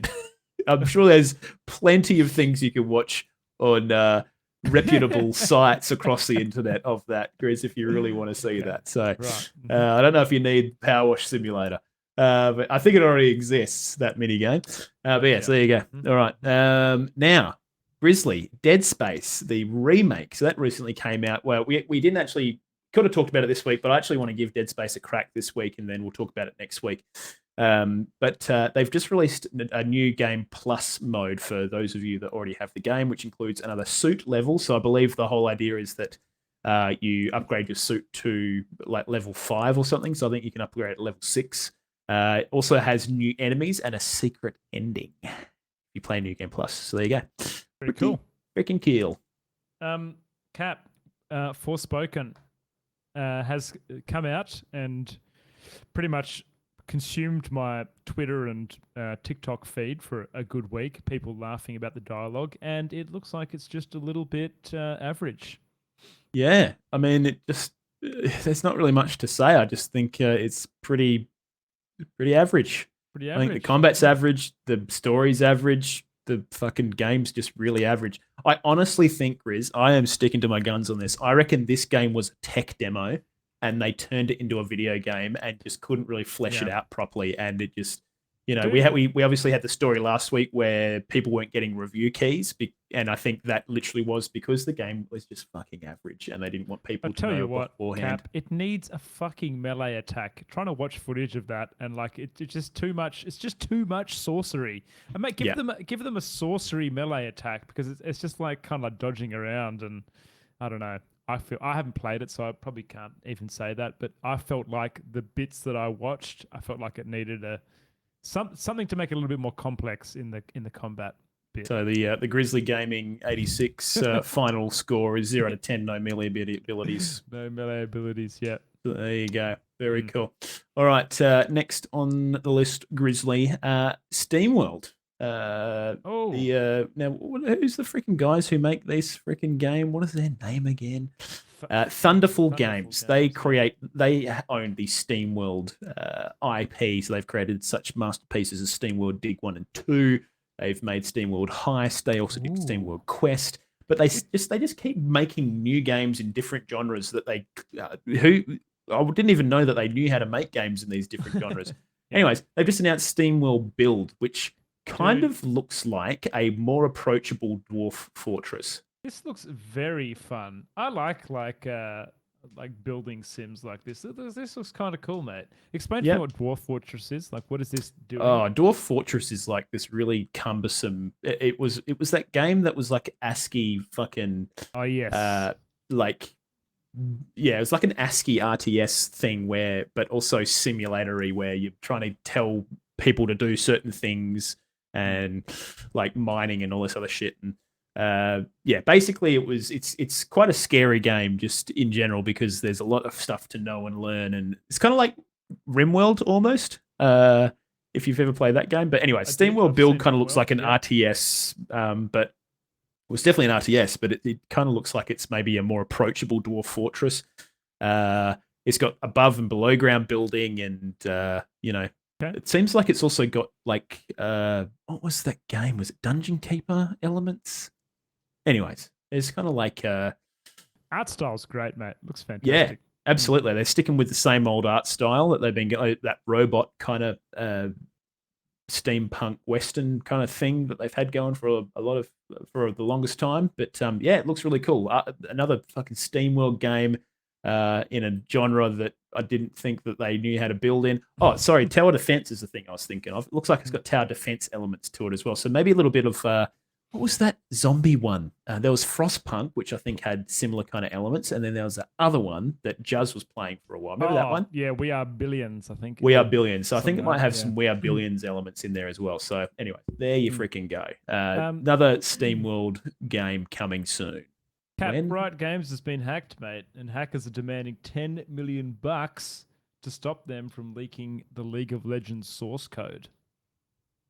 Do you reckon? I don't reckon $10 million be much to write games. I'm going to be honest. I reckon they probably could have asked for at least 20 times that amount. Yeah, probably, but they also need to try and offer a amount that you go, oh, it's not that much. Fuck it, Yeah. just give it to them. Yeah, just You give it know? to 'em, yeah. So maybe that's why they asked for 10 million, not 100 million.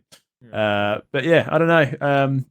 Riot responded and said, "No, fuck them, go for it. Fucking release the source code. See if we give a shit. Everything's Yeah. changed since then anyway, you nerds." So yeah, I don't think they're too bothered. But yeah, they basically said it was an amateur level hack. So, Oh, wow. Listen to 'em. Okay. Yeah. Hang on. What we also want to remind you that it would be a shame to see your company publicly exposed, especially when you take great pride in your security measures. The hackers said in their ransom note, it is alarming to know that you can be hacked within a matter of hours by an amateur level hack. Wow. Wow. Very, very, very cool. So there you go. Big cojones on these hackers, Grizz. But yeah, anyways, moving along. All right, Destiny 2, Grizz, was taken offline for 20 hours due to a faulty patch requiring a full rollback of Destiny 2 to a more stable version. So that's pretty hectic. I think it was about 20 hours. I couldn't find the That is a exact long number, time, but mate. that was one number I saw Gee, quoted. imagine if that fell on a Wednesday, which used to be the one night that Mikey had to play Destiny 2. He would You'd have be been fucking gutted. spewing. Yeah. You'd be absolutely spewing. But yeah, so Destiny's back online now, I believe, and yeah, and alive and kicking. But I'm kicking. yeah, pretty hectic. So there you freaking go. Cap, we've got a bunch of games coming to the Xbox Game Pass this week. We have Grid Legends, Age of Empires 2. I'm going to save the interesting one till last. Darkest Dungeon, Hot Wheels Unleashed, Hi-Fi Rush, which we knew about, Inkulinati. I don't even know what that is, but it's a game. Looks like some indie game in the art style of old medieval drawings. Yep. We have JoJo's. What is it called? JoJo's Bizarre Adventure, mate. Come on, nah. It's such small writing. I don't know how you can read that. And Read the fucking RoboQuest. titles further But down. The biggest one, GoldenEye 007. Yes. Yep. Which now comes Fuck with yeah. full 4K resolution, a smoother frame rate, and 4-player split screen. Now, I just want to let that sink in, Grizz. No network play, just 4-player. So if you want to play this fucking game, you got to go to your mate's house and play this. Are you sure there's no network play? Is that confirmed? I'm pretty sure we read a story last year that was Well, basically. I guess if it's split screen, then it's definitely you're not gonna. Yeah, okay. But I'm pretty sure the Nintendo Switch version is coming, and that's going to have network play. But I think maybe some kind of weird licensing thing maybe restricted Xbox from actually extending it or some shit. I don't know for sure, but Right. I think they can only really go with improving the graphics and not extending it too much further. So, I've seen anyways, some memes already on my TikTok about people playing this Cap, and like one guy was wearing a pair of rose glasses and was playing the game for 5 minutes, and then he took his rose glasses off as the old, the rose tinted glasses. yeah, The rose tinted glasses meme. So old classic. Now Old that's classic. out. That was out 3 days ago, Grid. So that's available. It's available, yeah. Okay. Same with yeah, that's cool. Age of Empires 2 might be fun. I haven't played that for a while. Isn't also, dude, Hot Wheels now Moosey can say this, Hot Wheels Unleashed is actually a cracker of a game as well. You can kind of like customize your cars and unlock things, and it's actually a really good racing. It's like a good Forza Motorsports. Yeah, it's like a good Forza Motorsports, yeah. Sorry, you go. Forza fans. But yeah, all right, moving along, Grizzly. From Software will host an hour-long Armored Core showcase next month at the Taipei Games Show. So From Software's next big video game foray is going to be the Armored Core game, number 6 in the IP. And they're going to announce, they're going to have a big old fucking conference thing, hour-long slot at the game show in Taipei. Which, so I guess we'll get in-game footage probably. Who knows? Maybe, it'll be interesting to see. I'm very interested to see how complex this game is, because previous iterations of this game have been quite a lot of systems going on. You got to monitor a lot of fucking gauges and graphs and shit of your mech. And it's going to be interesting to see how deep they go in on that. So, yeah. Very interested to see whether I actually give much of a shit about this game. I'm sure I'll play it anyway because it's FromSoft, but how much do I want to play it? That's going to be interesting. So yeah, I'm the not same really as a you, big dude. mech fan, but Me either. We'll yeah. see. We'll see what happens. Cap, Lord of the Rings Gollum, which was one of our most anticipated games for this year. I think it's delayed again. Won't launch till April at the soonest. This is the third delay, Grizz. Take that your this game's time, had. boys. Take your time. It's all good. Yeah. We don't want a dark tide mess, you know. Yeah. Don't fucking. You want to release a precious, mate. You don't want to That's release right. a fucking turd. Okay. All right. So there you go. All right, Grizz. Someone recreated the entire Radiohead album with Mario 64 sounds. Are you kidding me? I haven't seen this yet. Seriously, dude. I haven't listened to it, but apparently it's legit. and I'm it's gonna quite listen good. to this. This sounds great. Can we play some of this on here? Is there any way we can play some of this? I think I can route. I haven't figured. I think I can route my sound Yeah, through. If somehow. Grizz plays it with the system on for a minute, if we don't say anything, Chuck can hear it. Oh fuck! If you want to do that. I don't Hang know on, how what- to do it. Next time. Don't worry. one- Next time. Can we play? Oh man, fuck! I'm gonna quickly listen to Weird Fishes whilst we going. All right. Right. There you go. Okay. Well, I'm very excited to fucking listen to that. Oh my god, I've listened to it now. It's so fucking good. Dude, can we not play this? Is there no way we can play this? I might be able to do it. Hang on. Let me just have a look. It's like I not said, set up on my end yet. System. Oh my god, we have to do it. I know it's gonna be shit. Can you guys And see we're gonna hear Windows doubles. sounds or not? Huh? Yeah. Can you hear Windows sounds? Yeah. So if we stop talking, you can play it. All right. I'm gonna stop talking. Play Weird Fishes, Grizz. Weird fishes. All right. Yeah. I need to open this up now. Weird fishes. All right. Where did you actually find? Where is the link? I'm gonna to this? post it in the Twitch chat. Do it. Okay. All right, we'll listen to about 20 seconds. 30. You guys hear that? Oh yeah.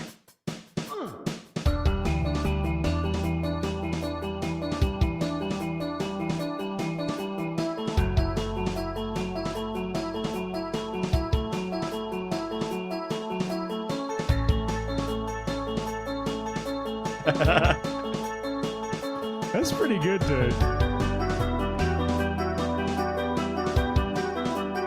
Dude, that's sick. All right, turn it off. Actually sounds fucking really nice. I like that. Very good. Very cool. That is absolutely. I can't wait to listen to the whole album tomorrow. That's such a that's probably my favorite story of the year already. All right, and Grizz, the final story for tonight. Yep, last one. Vampire Survival game V Rising, 3 million copies sold, which is a feat in its Wow. own, and is also adding castles with multiple floors. What do they So- charge for that game, Grizz? How much is that game worth? I cannot remember, but it's probably worth having a quick look to see how many spondools they have made. So, well, vague estimate anyway.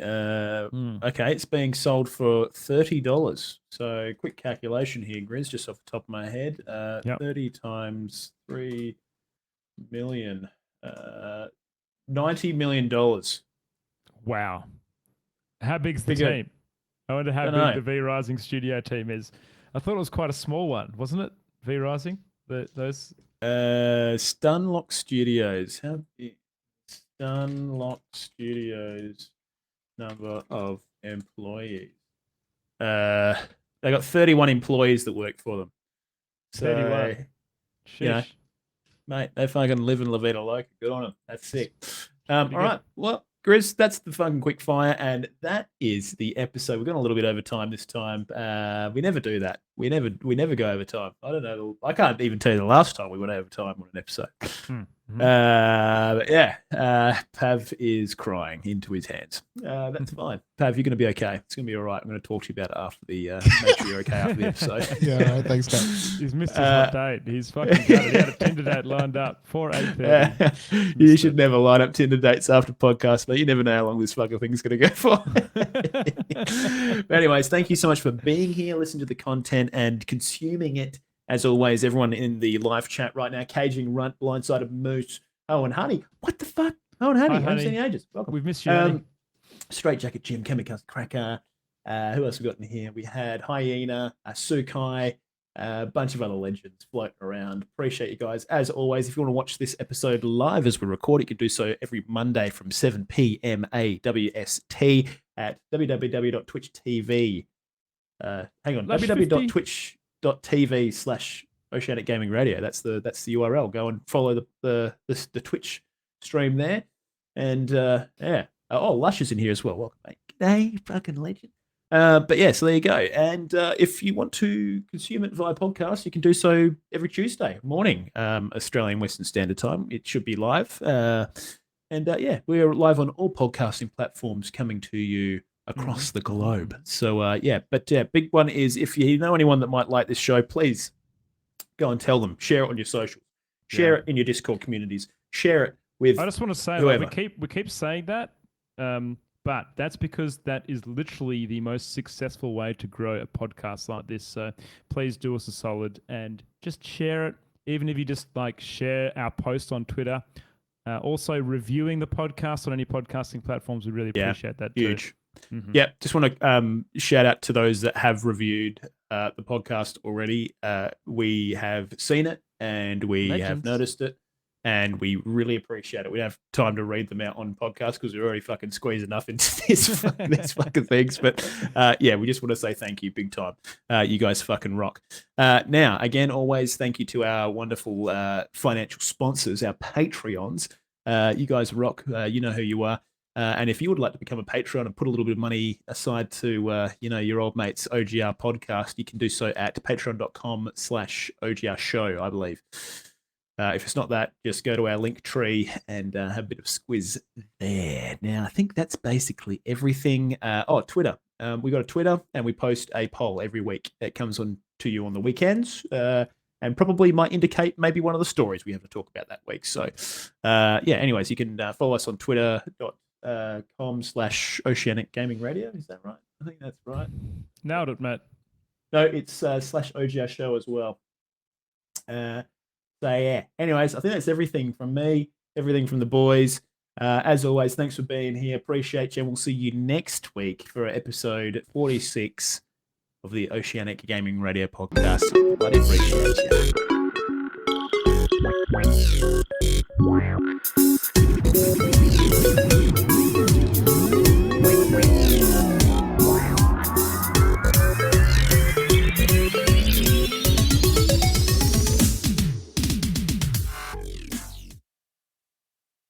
Pav, you're all over the soundboard tonight, mate. All over it. Fast Too Furious. In fact, you did look quite furious when I talked about DJ Francesco.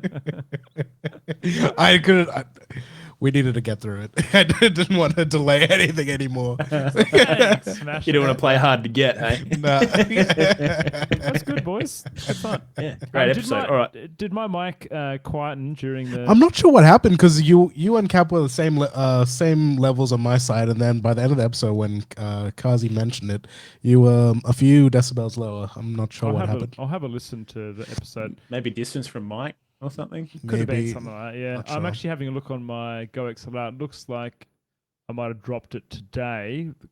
Maybe you did it when you were fucking around with the fucking dog. Nintendo 64 wasn't that radio before? head shit. Yeah, maybe, yeah. I tell you what, that is fucking impressive. Kazi reckons I still seem quiet. He's basically licking the mic. Yeah, you might need to just close. boost yourself on your end because you're still soft on my end as well. Hello, is it better? Yeah, I just there you go. boosted. Yep, that's Boosted it. a bit. And I'll bring you back to where I had you before. That should be fine. Sweet. Yeah.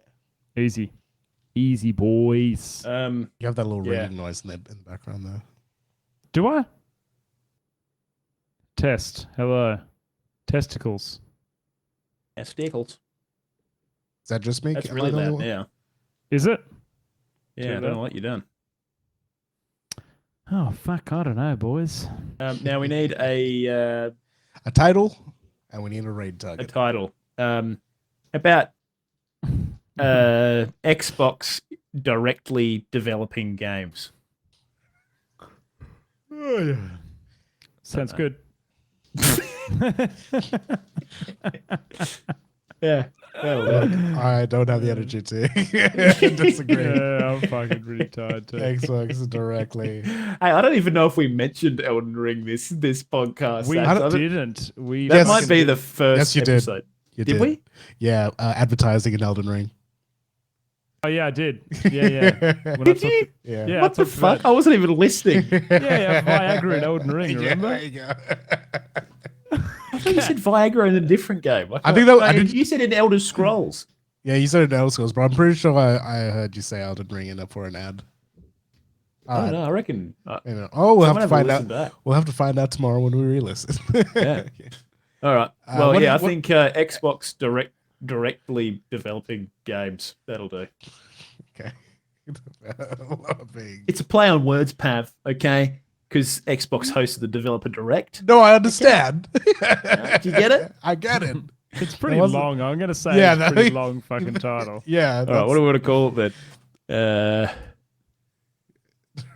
Developing games. I like Xbox directly, but what? Maybe doing something else. Is Xbox being too direct? I like that. Yeah, Okay. it's a question. That'll do. Yeah, Yeah, we like questions. Questions are great because then people go, "Oh, I don't know. Are they OGR?" Now I have to listen to the podcast. Yeah, I like that. Yeah. Being too direct. Boys, I need to go speak to my wife. Who we Yeah. raiding? You definitely need to do that. Raid. Who are we raiding? Who are we raiding? I don't have my Who Twitch are followers we up. raiding? All having a look. I'm looking. Do I have looking anyone? here. What do we got? Hang on. I do have a few new streamer friends, like fresh streamers. I'm happy to go fresh. Yeah, let's do that. Let me just see. Yeah, sure. That'll do. Yeah. It's my friend Junior. Junior? He's a DJ, but also a VTuber. Ooh, can we who get just a started- new podcast What's up? DJ to announce? DJ Junior. I think they would love that. But yeah, let's do that. Where I need to find the. All right, looking in back. Need to find the link. Fuck. Fucking caging run.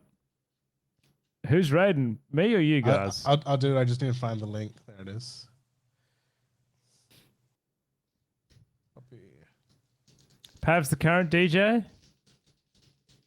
Yeah, we're replacing Pav. Yeah, replace me.